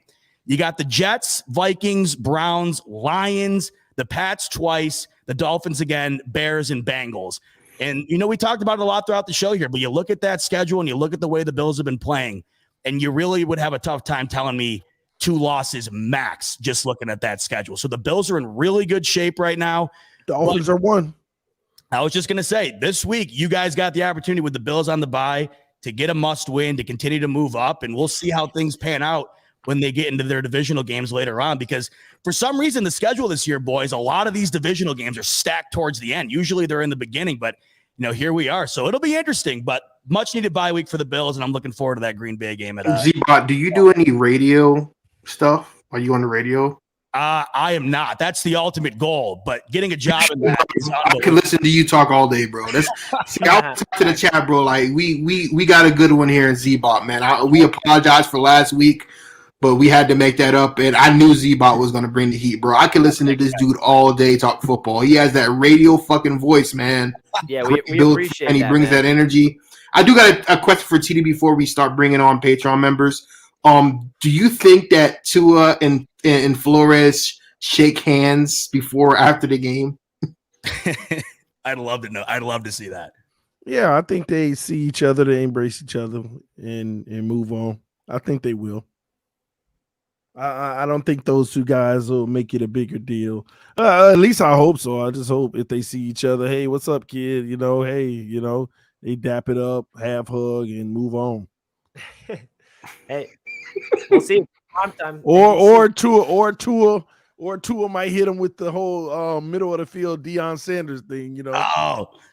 Oh, Tua just seems like the nicest guy on earth, though. There's no way Tua, of all people, is snubbing Brian. Does Tua have like a signature celebration? I've never seen Tua have like a signature celebration. Just the. So what if Flores does that? Say that again, TD. That was fantastic. Oh man. All right. I love it. So we're going to finish off the show by getting on the Patreon members. Again, guys, if you want to join the show, you're more than welcome to. Just click the link at the top of the chat and you become a Patreon depth player, and then you'll get access to the link that will bring you in to become a guy that can come in here and talk some crap or send some love, whatever you like. So Zbot, if what you're saying is true, and you're saying that there's a chance that my Jets can have the same exact win total as the Buffalo Bills at the end of this week. I think there's you guys might have a loss, one less loss than us. Yeah. But that's crazy. That's crazy. So Malachi coming in with another $5 donation. We appreciate that. Miami should just forfeit week 1 games against New England. Whenever they beat us, their season goes to crap soon after. Shout out Malachi, man. We appreciate it. So Z-Bot, rapid fire to finish off your fire segment that you just gave us. Score predictions for all 3 games. Wow. Okay. So that Broncos Jets game, God bless you. And at least you have rooting interest. And at least that game's not in prime time, because that is going to be like It is in the late window. So there's going to be somewhat. Oh, is it in the late window? Yeah. 4 All right. So I'll probably get it locally here then. Damn. Well, hey, football is football, but that's going to be like watching water boil. But I'm right with you. Low scoring. What did you say? 17-13. That's like right where my mind is. I don't know. I don't see Denver cracking 13. And I think that the Jets right now just have a better ability to score. And the defense that the Broncos have isn't all that much better than the Jets. So I think it weighs out a bit. Low scoring game. I'll go with your score. I like that. 17-13 sounds about right. For the Patriots, that could be an absolute can of whoop ass there. I mean, that could be an absolute domination, which I hope, because if it isn't, that's going to be another snoozer as well. But the way that they absolutely whooped Detroit, who at that point was the number 1 offense in the league. And then, like we talked about earlier, that rushing attack for Cleveland to shut them down 38-15. I got the Patriots in that one, 27-10 in that game. And then for Miami, Pittsburgh, all 3 of these games are just kind of rough ones, I feel like, unless you have rooting interest as far as watching it. But I think Tua comes back and does decent. I like TD said earlier, I'm just hoping he stays healthy, because that was a tough scene, and the way he's built, it's just a lot easier for him to get injured than other guys. But the way Pittsburgh's playing, it's too tumultuous. And I just think you go off that giant win into this game against another playoff team. Don't see him doing it again. So I got Miami in that one, 28-14. And I think all 3 of you guys get dubbed this week. So you should enjoy it for sure. All right. So Z-Bot's got all the AFC East winning while the Patriots the Bills get their bye week. We appreciate that, man. Sergio, longtime Buffalo fanatic supporter here. Z-Bot is the GOAT. Love seeing my him man, on here. Sergio. I love it. Hey, man, Sergio, we appreciate the love, and we appreciate thanks, Z-Bot. Man, we'd love to have you on the shows, even when Dan comes back. Well, the more I'm thinking about it now, too, we got all these games stacked up at the end. I got to return the favor, have you guys over on mine, and we can let's do it. I go on there every year, twice a year to see you guys. Me, Rico, and you last year. Once again, like I told you earlier, that was one of the hardest I had laughed live in a long time. You had came on and just. Right after we lost. I think that was right at. Well, maybe I think it wasn't after the win game. We lost too. After the win game. Okay. Oh yeah, after we won. That's right. Yeah. So you had it on us, man, and that blew. You let us have it. It was great. Yeah. All right. So the first live caller, he's a weekly caller. It is the number 1 Jets fan in the world. He's representing Gangrene. He's gonna talk some crap to everybody in the stream. Go. You guys know him very well. He goes by Jimmy Casket. Prepare yourself, Z-Bot. I love it. What up, Jimmy? Sorry, guys. Got that Zappe fever. Anyway, look, I really don't know how many times to say this. It'll probably be for the rest of the season at this rate. But how many more correct takes do I have to be taken seriously? Like the Jets, we flew out to Lambeau, beat the shit out of the Packers, and wore the cheese on our heads. Like Master at Works, we are coming for you. You better be ready for us, because I think we can win against the Broncos and then beat the Pats. But the only problem standing in our way is your QB, because Bailey Zappe is the second coming of Jesus Christ. I got to keep it the right. You want some water? If the Pats get their hands on an elite receiver like Devontae Adams, Stephon, we got Tyquan Thornton. Even a tight end like Kelsey or Andrews, it'll be over for the league. Like the moment you get a elite weapon, the league would be finished. But thankfully, that hasn't happened yet, and I pray to God it will never happen. So the Jets are on track to fulfill our manifest destiny to winning the division. So we should take the next 2 games before we face the king of the AFC. And honestly, I agree with Witchy. I want everyone in the chat to keep on saying with shit, the same old Jets, dog shit.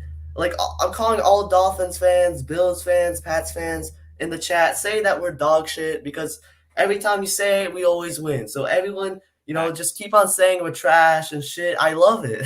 I love reading it because I know we're going to get a win that week. The one moment I see it in here, I know we're gonna get a win. So we're definitely gonna beat the Broncos. If you guys want free money, it's literally right there. Just bet on the Jets against the Broncos. I've been saying this for the past 3 weeks, 4 weeks, 5 weeks, whatever.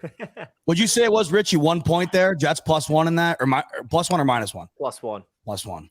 Yeah, bet on so the Jets are Jets. 1-point dogs. Free money, Zach. Free money. Jimmy, we appreciate you. You've been right on every single thing so far. You've came on here, said the Jets are going to beat this team, and we keep winning. So, Jimmy, we want you here every week, and we want you to keep saying positive things about the Jets because everything you're saying is happening. But you are very high on Zappe. He's from the future, bro. He's a time traveler. Bro, Zappe, I don't like him, bro, because he's actually good. I don't want another Tom Brady. But that's what I mean. You like That's him. why everybody in the No one damn wants a chat Tom and all Brady in the my life. videos are telling us to start Mac Jones. I want Bailey Zappe to be benched I know I so want bad. Mac I Jones. don't want Bailey Zappe to ever start again. I don't need another Tom Brady in my life, bro. Please get him out of here. See how wordy Get him out of he here. is? Get him out of here. I really don't want him in here, bro. I don't want him in this division at all. I don't want to play a single snap against us. Start Mac Jones. Because then we might lose. Yeah, start Mac Jones against us. Please, Master at Work. Look what you're doing. Look what you're doing, Master at Work. You're already I got putting it the in your mind. Zappe. Got the Zappe fever, bro. Get him out of here. Need Mac You know Jones. that Master at Twerk's name has gotten so bad to where Siri, every time I get an Instagram message, it literally says Master at Twerks. like every time I get a message on IG now, like it's literally changed the work to Twerks that I've heard it so many times that now Siri is starting to call me Master at Twerks. Richie, Fucking Siri. read Mr. Bad. D's super chats. By the way. Yeah, I am. Looks All like right, he's Jimmy, begging we for it. appreciate you, my man. Jimmy, I'll see you next week, and I'll see you on Jets Media, I'm All sure. right, peace. throughout the Can't rest wait of to the week, celebrate bro. the win. Can't wait to celebrate the win. Hell yeah, baby. Let's go, Jimmy. We want to get to the couple donations. Sorry, guys. We have super chats coming in, and we're trying to get to all of them, so my apologies. Mr. D said, love the fact that Green Bay choose to play the Jets rather than take the bye week. I'm certain the Jets coaching staff let that be known prior to Green Bay beatdown. Go Jets. That is fact. If you guys don't know, when you play in London, you either get to select your to have a bye week or you get to pick your opponent. And the Packers picked the Jets instead of having their bye week. And Robert Saleh had that message throughout that week saying the Packers picked us. So let's go beat their asses. And Sauce Gardner had a great interview after the game, bringing that up. And Sauce having the cheese head on. I mean, he's got so much swag. It's just unreal. So, Mr. D, we appreciate the donations, my friend. I think you sent another one. I'm trying to find it. Here it is. Mr. D said another one, said all the Jets need is offensive line depth. Long as the play calling is good, the Jets have everything else. Where are the Jets' weaknesses? I'll tell you this. We thought the weakness was linebacker and safety on defense, but that is not the case. We do not have a weakness on defense. And the offensive line depth is the weakness right now. So you're 100% right, Mr. D. And we appreciate the donations. My apologies for not getting to them sooner. So next caller, we got King Allen in the chat. What's good, King Allen? Can you hear me, bro? What's up? Josh Allen, I'm assuming? DD wanted me to come back from Friday. Here I am. Uh-oh. You called down the thunder, bud. Now you got it. I hate y'all teams, man. It's okay. It's mutual. Hey, man, y'all got a good win. Y'all did what y'all had to do. Josh Allen played. He did what he needed to do. I'm going to give him his props this week. Let me tell y'all this, though, Buffalo. I wanted y'all to lose so bad, and let me tell you why. Like, while I was watching the game, I wanted y'all to lose so bad, and here's why. I was waiting. I wanted to come on here and be like, the Chiefs beat y'all last year with 13 seconds left. And they did it to y'all again at halftime with 12 seconds left. They got even better. Yeah. And I said all they got to do is lose, and I could talk about how they improved. But y'all need to tighten yourself up. Y'all need to stop letting the Chiefs score in less than 20 seconds. It's starting to get embarrassing. We gave him a whole minute at the end, and it didn't matter. Yeah, I mean, I give you that. Y'all did what you needed to do. But again, at the end of the day, for Buffalo Bills, the only time that matters is January and February. I can agree with that. And you know what, TD? I spent a good 20 minutes on my show Monday, if it makes you feel any better, absolutely ripping that 12 seconds again, because you're absolutely right. Had they lost that game, could you have imagined that would have been the only talk. And I know it would have been for me. That's why I still harped on it because and they did the exact same thing. The exact one same pass, Chelsea, hurry up. I said if there's any team in the league that would have learned from that, right, and it would have practiced executing that situation until they were blue in the face, it would have been the Bills. And it was the same thing. I was at a loss for words, truly. Y'all won because I stopped streaming at halftime. I'm gonna be honest. Oh, is that what it is? Well, thanks. I didn't know that. Don't worry, I got the next one. Next time, I want y'all to lose. Yeah, we'll see. All right, So, King Al, we Richie. appreciate you tuning in and making sure that you're punching TD in the face through the screen. I love it. All right, King Allen. We'll see you next week. I'll be here. Let's go. All right, we love it. Shout out to Chad. Tua the sniper gonna snipe them Steelers. Jets good now, but we will get our win. Thanks, Chad. We appreciate the super chat, my man. I know that you hate the Jets, but you like me, so I appreciate you, Chad. So the next caller, we got Thomas in the building. What's up, Thomas? Represent some Star Wars. Hey. Oh, shit. There you Caught me are. off guard. I'm outside smoking. What's good, bro? Hey. Everything's good. Everything's beautiful. Let me say. Dolphins I'm going to fan, give, right? of course, fins Wanna up. double check. Yo, Richie, thumbs up. Thanks, man. Yo, work, thumbs up. Bills, thumbs up. Y'all got the W's. Beautiful. This is the best division in the league. Hands down. Ain't no question. I think Let 'em between know. this and the NFC East, both the East and both conferences are just it's Yeah. competitive, man, all the way through. East Coast, baby. Now- Represent.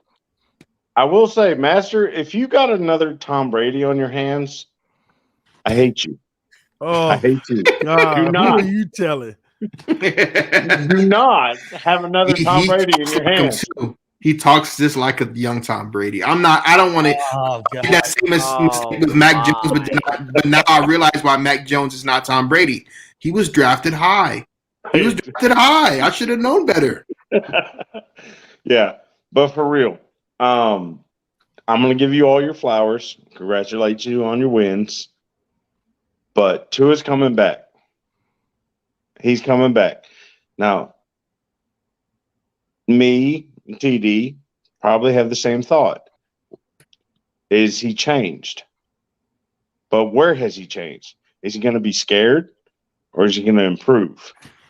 If he improves, if he learns to throw that fucking ball away when he needs to and still does what he do, y'all in trouble.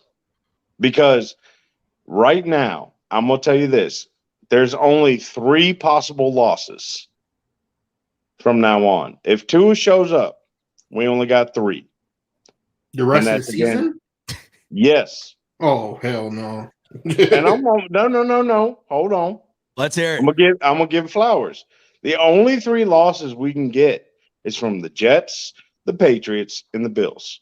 Everybody else is trash. If Tua shows up, the only losses we can get is from our own division. And that ain't happening. So Hey. guess what? Our game could be At for worst playoff case implications at the end of scenario, the game. We're gonna be 12-5. Best That would case scenario, or we're gonna be 13-3 or 14-3, 17th game. Hey, sorry. Thomas, how would you feel if the final game of the season in South Beach is whoever wins? It's basically a playoff game. Whoever wins goes into the playoffs. Jets, Dolphins. Y'all getting beat by 50. Oh yeah, If 40 to Tua's 17, playing- TD. Hold that out. Hold on. I'm not being disrespectful, but I'm if talking to Tua's TD, not you, balling, Thomas. you're in trouble. That's all I'm saying. Mhm. That's what it boils down to is which Tua do we get back? A better Tua or a scared Tua?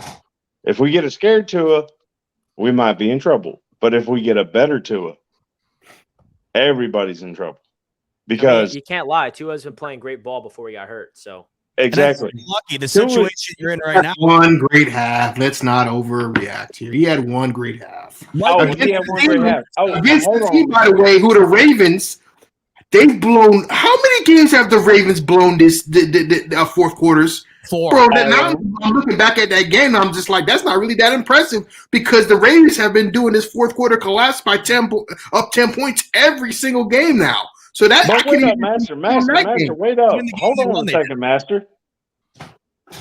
Tua's been out for 2.5 games. Yeah. Who is number 1 and who is number 5 in receiving yards? Even without the best quarterback in there. Haven't scored a single touchdown. It don't matter. It does matter. And that's what touchdowns. That's when they come back. When he comes back, they gonna be touchdowns. Okay, we'll see. But listen, bro, you're talking in hypotheticals now because how do we know that Tua is going to be the same player? You know what I mean? You're talking that's like it's exactly what I said. We're gonna get. There's gonna be 1 or 2 Tuas. A Tua that improved or a Tua that didn't improve. Man, Thomas, we appreciate the call as always. I'm excited to see Tua. And come on, TD, back me up. TD, Tua winning the MVP. I said Tua winning the MVP when he get back. All right, Thomas, we appreciate you, my man. We're gonna get to the next caller. Thank you, bro. Peace. I will say though, TD. I mean, it's weird the stats that Miami puts up. I mean, when he got injured, Tua did have the best quarterback rating in the league, and then you do have Waddle and Hill in the top 5. But like Master and I have been saying, it's just crazy they can't get in the end zone. Yeah, we're not putting up any points. True. We're averaging, if you take away the fourth quarter of the Baltimore game, we're averaging 12 points a game on offense. Wow. I didn't know that. Damn, man. All right. So let's get into the next caller. He is another Jets fan who was here last week. Jets Unleashed is in the house. What's up, buddy? What's up, everyone? How's everyone doing tonight? What's up, man? Love the black jersey, man. The best Jets jersey. Yeah, man. DJ Mosley. Awesome, man. Dude, actually, some I thought was an Eagles fan, not gonna lie, because of this jersey. Because they have some black jersey too, I guess. But dude, I'm excited, dude. Man, TD, I'm sorry, man, dude. I wish you luck, man, but I should have given you more luck for you guys to win. But I'm sorry, I didn't know you needed that bad. But man, this next week, man, it's gonna be amazing, dude. Jets gonna be 5-2. Everyone's gonna win pretty much into this division. But hopefully the Dolphins don't dolphin again. But again, they're the Dolphins, so we'll see what happens. I like this guy. I love that. I love that you said like they're the Dolphins, like they say we're the Jets. I love that. Dolphins don't dolphin, but they're the Dolphins. That's you got to put that on a T-shirt right there, Jets Unleashed. That was gorgeous. Love it. Love talking to crap, baby. You love it. Man, dude, I'm just so excited, man.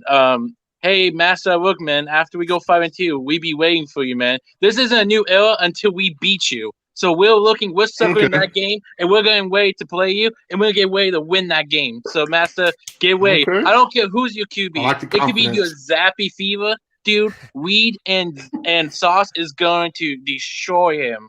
Okay. We're going to have Sauce come up there and hit him real quick in the beginning. Take him out of the game. Okay, we'll see. Yeah, I'm so excited. Hey, bro, I'm loving this confidence, Jets Unleashed. You're a pleasure. You're on the stream Monday to celebrate Victory Monday, and here you are again on the AFC East Roundtable. What's your score prediction for the Jets-Broncos game? To be honest, it's going to be like the Packers. First half, it's going to be a little slow, but then second half, we're going to get cooking. We're going to make adjustments, and we're going to pull this game away. I'm seeing a 21-10 Jets. Let's go. I love it. Your voice to the football god's ears, because if we're 5-2, woo, things are about to get crazy. Jets fans are riled up, man. What a time, huh? Hey, man, it's been man, dude. They have a very passionate fan base. They for this fraud fireman ad. Who Jets Unleashed, we appreciate you, buddy. I'll see you on Victory Monday on my channel celebrating. All right. Wait, one more thing before I go. For the Bills, man, Z-Bot, man. I'm expecting you guys to beat us this year because this is your Super Bowl nothing year, so this is you guys at your mask. But next year, it's all over. Next year, we're coming for you. Jets, so if that's the truth, right, and we beat you, we win it all. From me to you, you can have it next week. I'll gift it to you. It'll be my gift to you. Oh my God! All right, guys, have one for night. Jet up. All right, bro. Go. Jet up. Peace. Great call. Peace. Right there. Love that. Great guy. Love that. Oh my God. Yeah, I'll trade 2 Jets losses next year for a bowl. That wouldn't be much to ask based on the suffering I've gone through the last quarters. Y'all ain't getting no bowls. Hey, Z-Bot, don't forget where you came from. And this is exactly why we can't let you get a bowl. I got to tell you, I've never wanted it more than I have right now, and I've wanted it. Trust me, but man, I want to watch the TD Finns live stream of that Bills Super Bowl. Oh, I'm watching that one. It's a must I'm watching that one. Oh, yeah. Must You, watch. you gotta get there first. That's a must watch. Let me tell All right. you what. The next caller, we got a lot of Jets fans lining up, baby. We love it. What's up, man? Hello. How are Can you you hear guys? me? Yeah, I hear you. What's up, man? Oh, I'm doing good. How are you guys? We're doing Good, great. brother. Okay, so I just wanted to say that I feel like the Jets could definitely win against the Broncos. I feel like the New England Patriots could definitely win against the Chicago Bears, which I feel like the Bears are a horrible franchise right now. Agreed. And the Dolphins, I just don't think you guys are gonna beat the Steelers. This is getting flipped tonight, man. Does this happen every week for you guys? TD, bro. TD, I just don't feel like you're getting the yards, but where are the touchdowns? You guys are not good in the red zone, I feel. I You hate guys don't all have a y'all. big one. I just like, and you guys have nothing to defend against Najee Harris. You guys have no one that could really stop Najee. No, They do. The Nice. Dolphins got a good D line. we good. Like, The Jets, the only team that ran on us, and I have no idea what we were doing. That's one of the strengths of the Dolphins' We're entire running team is everybody. their Pete. damn Don't D take line. offense to it. but like really, if you saw in that game, we were letting you run the football. Letting you run the come on, bro. Stop No, we it. actually were. He has No, a they point. were. Yeah, He's no, right. really? He's we right. were letting you run the No, we football. They, He they, just didn't want okay. Tyreek Hill to go on. and we Because sucked we don't want to right get beat by into it. Tyreek downfield, so we're allowing them to run the ball because They that allows covered us to not two. get- They covered two most of the game, and it invited to run, and we thought we were doing. Oh, we running the ball finally. Sure enough, we were playing right in their hands. And TD, you know what I love Yeah, right now? I just want to say something real quick. I'm seeing like so much love towards the Dolphins and Tyreek Hill, rightfully so, because he's having a sensational year. He's leading the league in receiving yards, and he's like, Tyreek Hill doesn't need a quarterback. He's dominant everywhere. And then my favorite part about it as a Jets fan, you look at his numbers. Who do you have his worst game against? 42 yards? Listen, What did against I say on draft night? JTS. Sauce. Yeah. What did I say? Sauce Gardner. No. Hey, but I'm I've giving been him telling respect because I've Tyreek's a told dog. people Tyreek is that a the Sauce Gardner pick was a great pick because we listen, needed secondary. That was the main Yeah. thing we needed was secondary, and we got it. the So. Jets were just fortunate we had a quarterback that didn't prepare at all. That's all it was. But listen, this is where I got to get on Dolphins. Well, you should have prepared them. You should have Let me- prepared them. This Really, is where I. You got to get out there, TD, and prepare those guys. No, this is Yeah, where you gotta prepare them. stop. This is where I got to Like, get give on. them some preparation. Bro, this is where I have to get on the Dolphin fans. Just to take 10 seconds. Y'all got to stop with this Tyreek Hill mess, okay? And y'all been noticing I've been sitting back taking my whipping on this round table tonight. I haven't been over aggressive. I may throw a little jab here and there, And but last I'm in week, a I'll give you credit. but Last I'm- week, too. but I'm in a humble You've been but I'm wrong. in a humble state. But these Dolphin fans, y'all gotta stop this mess. You see, when we losing, we want to hold on to whatever we can to make it seem. Well, Tyreek's number one. Like, is that the only thing we're gonna say for the next few weeks? Like, Yeah. like if we go 6-11, is it? Oh, but Tyreek led the league in yards this year. Man, stop this mess. I personally feel like Tyreek might actually be hurting the team because we're forcing the ball to him too much instead of spreading it out between the rest of the team and giving it a rhythm. And that's why Waddle, I feel like it's starting to get even inconsistent because he be cold. But that's just my team. Whatever, man. Well, that's Yeah, we what you said appreciate about it. it. No, you're 100% We're going to get to the You're next 100% call. So correct with anything that. you'd like to say before we get to the next caller, my man? Because we're running out of time. I hope that the Jets beat the Broncos. I hope we suffocate Russell Wilson. Hell yeah. So, I'm right yeah. there with you. Well, Yeah. we appreciate the Yeah. call. We Peace, appreciate everybody. being a Patreon member, man. Peace. Have a good one. All right. Another Man. great caller. Where are the Dolphins? This is back-to-back. Oh, no, we did just have a Dolphins fan. I can't I was say going to that. say, lesson learned, put the mortgage on the Jets this weekend. Everybody's on it. I mean, that's bro. just the play here. I mean, we've been the underdog 3 straight weeks and won, so now everyone's hopping on, which is why I'm like, Well, that's the scary part, right? That's when you and start. that's why I'm thinking, right? scared, Z. Yeah, That's why I'm exactly. scared. I hate Okay. that feeling, man. And it's crazy because I can't believe that we're even at this point where could this be a trap game for the Jets? we're that good where we can lose in a trap game. Hey, if we lose this week, I'm still going to be pretty pumped up about. I just want to see doubt you it. guys win simply because the demise of this Broncos team this season has been must-see TV. I mean, it just has been. All right, so yo, Tyson, are you here? Tyson. We can't freaking Patriots media without Tyson. I hear the pots and fans. I see you back there with the little grin on Patriots media. Don't worry, we're gonna get to you. All right, we're gonna get to one more Jets fan, and then we have to wait till Tyson's here because I don't want Patriots media to be. Oh, never mind, we got him. We're waiting for you because we got Patriots media in the house. What's good? What's going on, Like bro? we're about to get into an interesting conversation. Yeah, I know. Are you Mackinac? Are you a Mackinac? Maybe the Patriots should just draft quarterbacks with an E at the end of it. Brady, Zappe. Maybe they should just do that. Maybe. What's your thoughts, man? I think the Pats will win easy this week. I think they'll win by like 30. Who's your quarterback though? Who's our quarterback? That's what we really want to know. The fact that he's even thinking about it just irks me. I mean, I'm not gonna lie. Last week I was going to say Mac Jones to start because you did say that last week. Yeah, I did say that last week, but I also said he played against the worst defense Zappe did.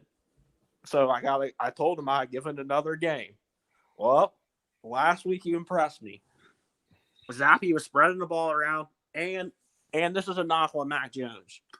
Mac Jones always had a running game last year. Every time the Patriots could not run the ball, they couldn't win games. Well, this year, Zappe, the Browns put everybody in the box and played man coverage.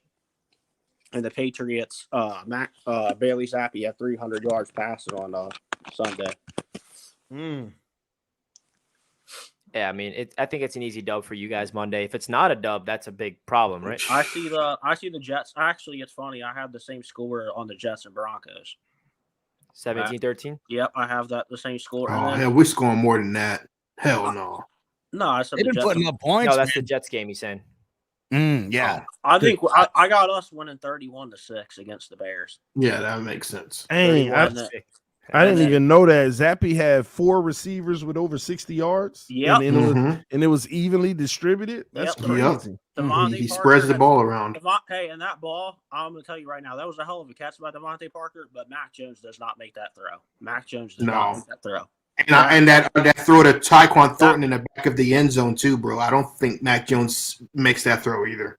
Yeah, Mac Jones doesn't make that throw to Devontae Parker. He throws that ball away or throws it up over his head, and Parker has no chance. I didn't think I had to start hoping Zappe looks trash, but I hope he fails now. So, hey, at least the guy we hype up is good, TD, not like Skylar. Wow, man, Skylar, I bet you Skylar better than Zappe. No, he's not. Okay. Yes, he is. Yes, Here we I go. think the strategy for the Pats, man, you guys should just draft like 6 late-round quarterbacks every year and rotate them because every week somebody's afraid that they're going to be the next Brady. You don't know what to do against them, and then you just keep rotating it. Every time you guys play it back, everybody's terrified he's going to be the next Brady. Every time. Literally. Everyone thought Mac Jones was the next Brady last year. Garoppolo, Brissett. I mean, I remember those days way back when Brady was hurt. I'm like, good God, they're still going to roll. And then, of course, look at Jimmy G, right? He gets a whole career out of it. And I hope the Jets win this week. I want them to be high fly when they play. Me too. Hey, man, I'd be okay with the win and a loss to you guys. What are we, 5-3? Sign me up. Hey, and then you'll be 5-5 after the 3 division losses. Ooh, I'm loving that prediction. All right, man. Hey, we're gonna beat you one time this year. I promise you that. The season can turn that quick. We're gonna split it, baby. Appreciate it, Patriots meter, bro, for stopping by, bro. Yeah, we appreciate you as always, man. The toughest game though is TD's game. I think that could go either way, but I have the Dolphins winning. They're the better team. Pittsburgh's offense sucks too. Yeah. So I got the Dolphins winning that one. All right, we'll see how it all plays out. We appreciate you, Patriots media. We'll see you next week. All right. Yep, peace out, man. All right, we're gonna get to the final 2 callers of the night, and then we're gonna wrap up the show. We appreciate everybody tuning in, of course. We got Kyle representing. What's good, Kyle? What is up, y'all? Thanks for waiting, man. Appreciate you. Appreciate the patience. patience. I got you. Dude, just so you guys know, I'm a Jets fan. Oh, yeah. I'm ecstatic. Me and Richie are ecstatic. I cannot believe what I'm witnessing. I've never seen this before in my life. I'm only 18. Never seen this before, but I'm gonna keep it real. These Jets have serious talent. This is not no BS talent. This is Sauce Gardner in his first what week are we in? 6 games is lockdown.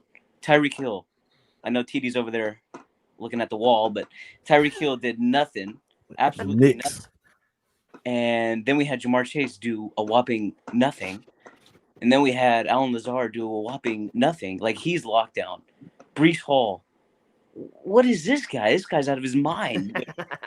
He's on my fantasy team. And they've got he's on mine too, bro. Oh my God.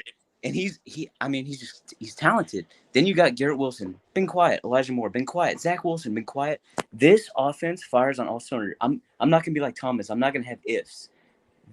When this offense comes together and is not just running the ball, this is a Super Bowl team at some point. God. At some point in these 5 years, this is a Super Bowl team.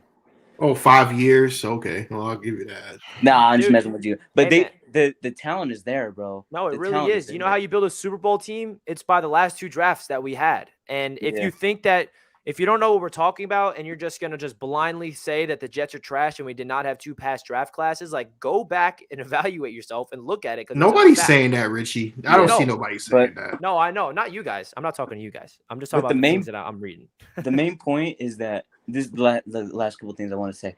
This defense is just incredible. I mean, I'm hoping they destroy the Broncos too. And I know the Patriots are like, oh, I want y'all to get hyped up so that when we play you, you'll tear us down. I want y'all to get hyped up so when we tear y'all down, let them know, Kyle. We're back down. We're back. I love it. Over here crying like he was in the first 2 weeks. I remember that. Don't think we forgot that. Yeah, I didn't know who Zappe was. I mean, can you blame me? Hey man, I don't blame you at all. I don't know. I didn't know Mac was that bad. I thought Mac was pretty good, but shit, he blew my mind. But it's so funny. But I mean, this team. I mean, goddamn, this is a Madden team with X factors, bro. This team crazy, bro. Kyle, I appreciate that. We need more Jets fans like you tuning in more. I mean, we do. What am I saying? We got Jets. This is the Dolphins' fault. This is the Dolphins' fault.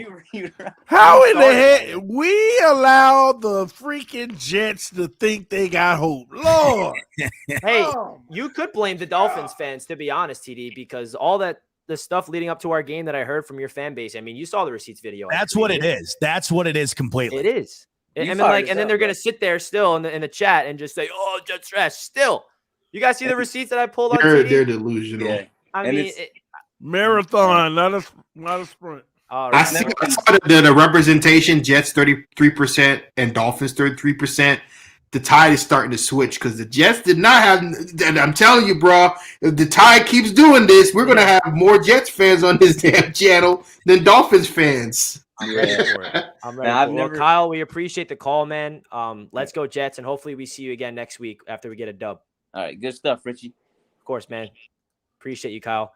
All right, so we're about to get into the final caller of the show, who is a regular.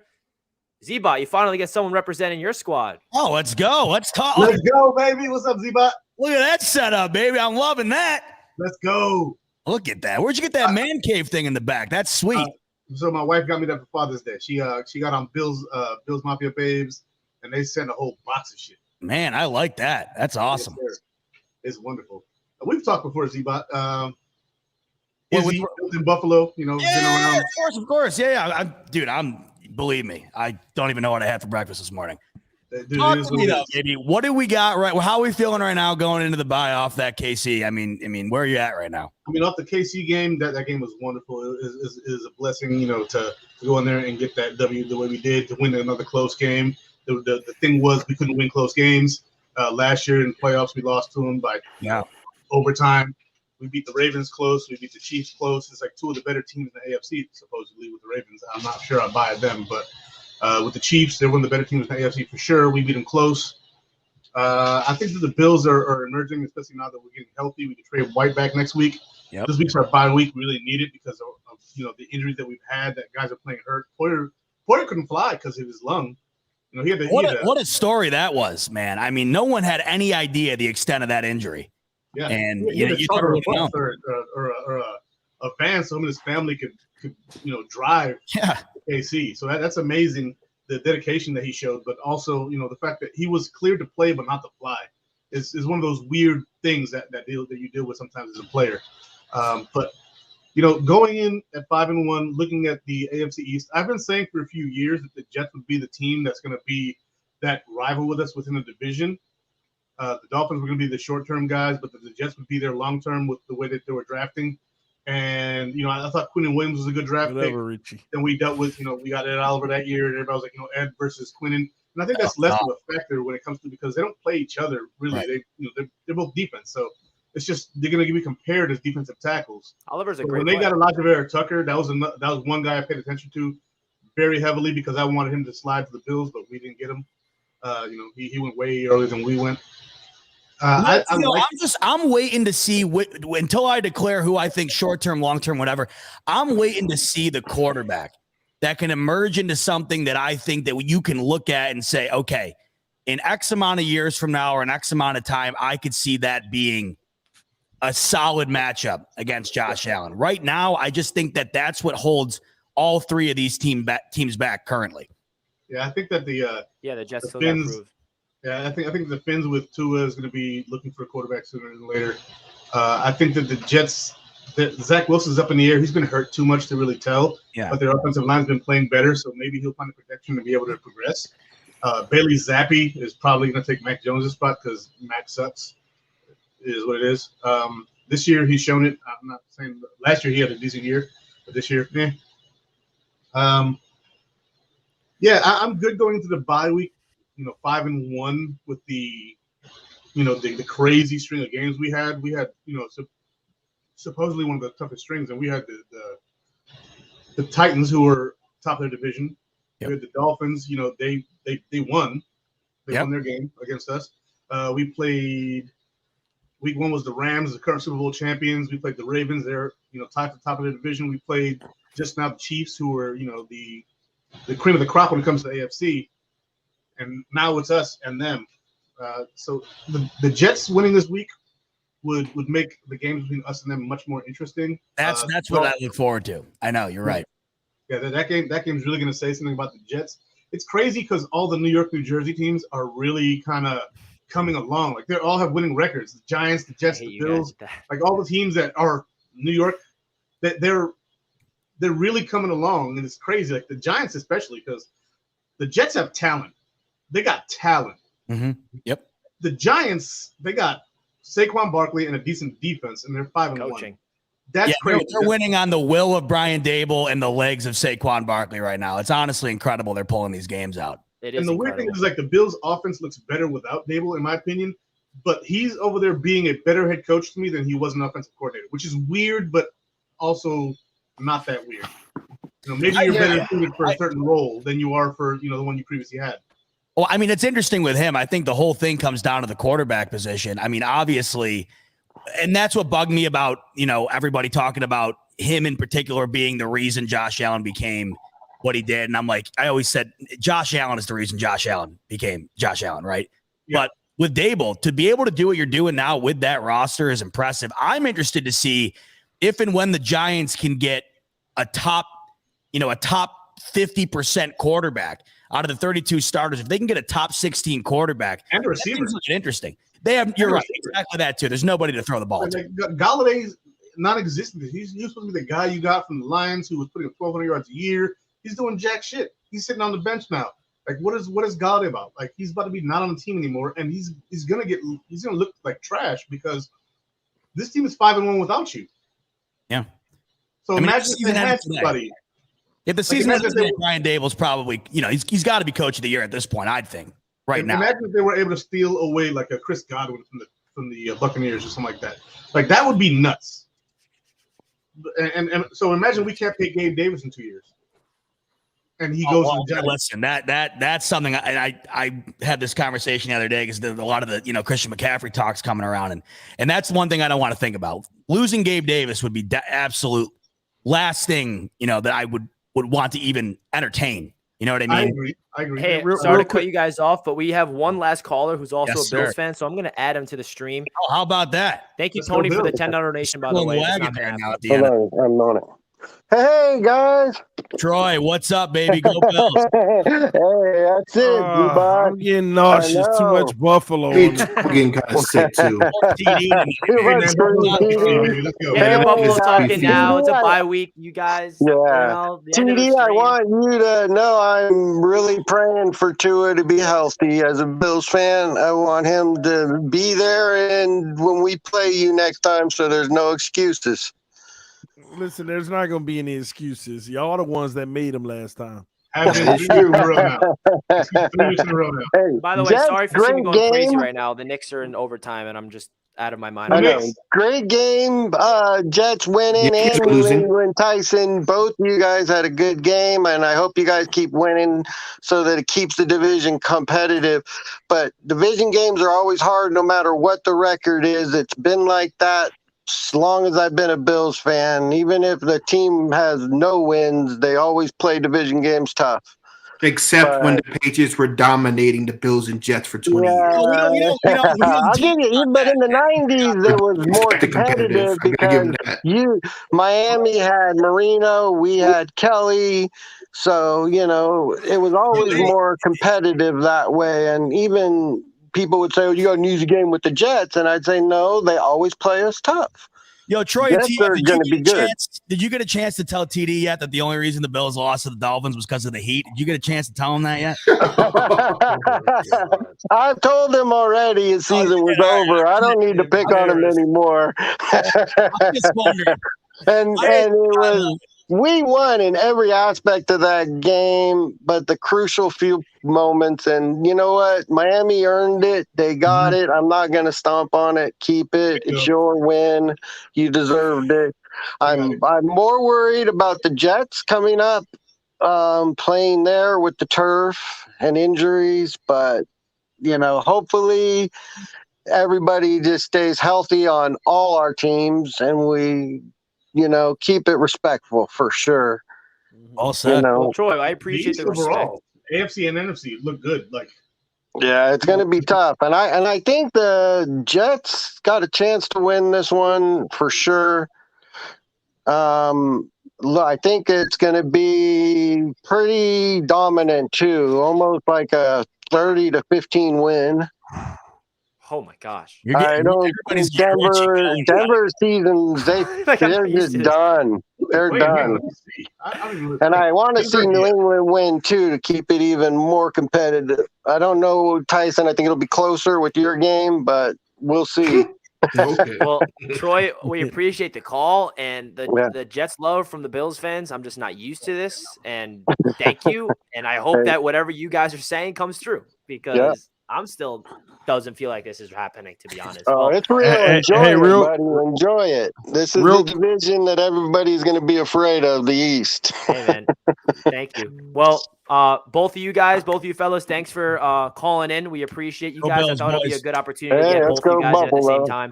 Hey, And good luck to your Bills this week because you guys are not going to lose.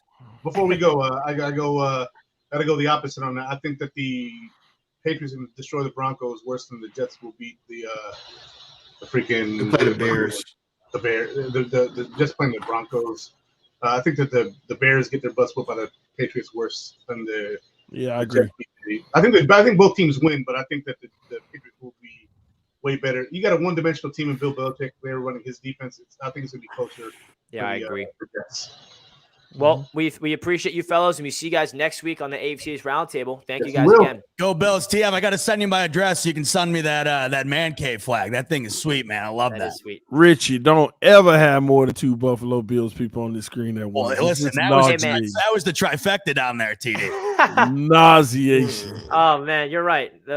It won't happen again. Oh, TD, I got to tell you, man, after after that loss, I just got to tell you, man, when I forget who it was, but when I saw someone from our side legitimately trying to file an OSHA complaint for work conditions, I don't know if did you see that? What?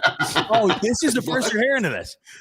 That's why I was ribbing you about the heat. So everybody was talking about the heat and whatever. Obviously, but guys were dropping whatever. I'm scrolling Twitter.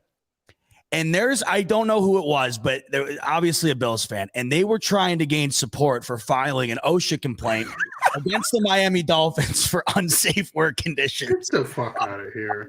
Wow. Well, That's- I had to tell you that to me, I will never, ever. Thank you, Z-Bot, because I know it was Dan Mitchell. Oh, I know it was Dan Mitchell. I can't Oh wait my to God. see Dan him Mitchell's next week. burner. That is a man. perfect finale way to wrap up the show. Z-Bot, thank you so much for filling in for Dan today, man. Oh, you were fellas, a hell thanks of a for guest. having me. Hopefully we can Appreciate get it. you on. We would love to definitely- have you back, bro. You know what I'm Yeah, saying? well- When we do our previews and the Bills play the Jets, and we'd love to have you on with like Rico and Dan, bro. Those are the three Bills fans that we Guys, we I just love want to having say, you guys on. this was the hardest I've laughed in forever. This was a blast. This chat in here is incredible. I'd love to come back, but I have to repay the favor. We all have games coming up, and I'd love to have you guys over on our side too. So Just hit me up. Yeah, Just hit me up, bro. definitely. Hey, good luck this weekend. I'll be watching because I got nothing else to do. No Bills. So We Awesome. appreciate that, man. So that's going to wrap everything up, guys. Check out Z-Bot's show. You guys know him very well. The same show with Rico. And we appreciate everybody tuning into the AFC East Roundtable. Don't forget to hit that thumbs up button if you're not already. We appreciate all the support, and we'll catch you guys on Friday for the AFC East Roundtable show, which will be one of us that we still have to discuss. I think it's either me or someone. I don't know. We'll figure all that stuff out. So we appreciate you guys, and that's the end of this edition of the AFC East Roundtable. Josh Allen trash. Go Josh Bills, Allen go is Bills, go trash. Bills.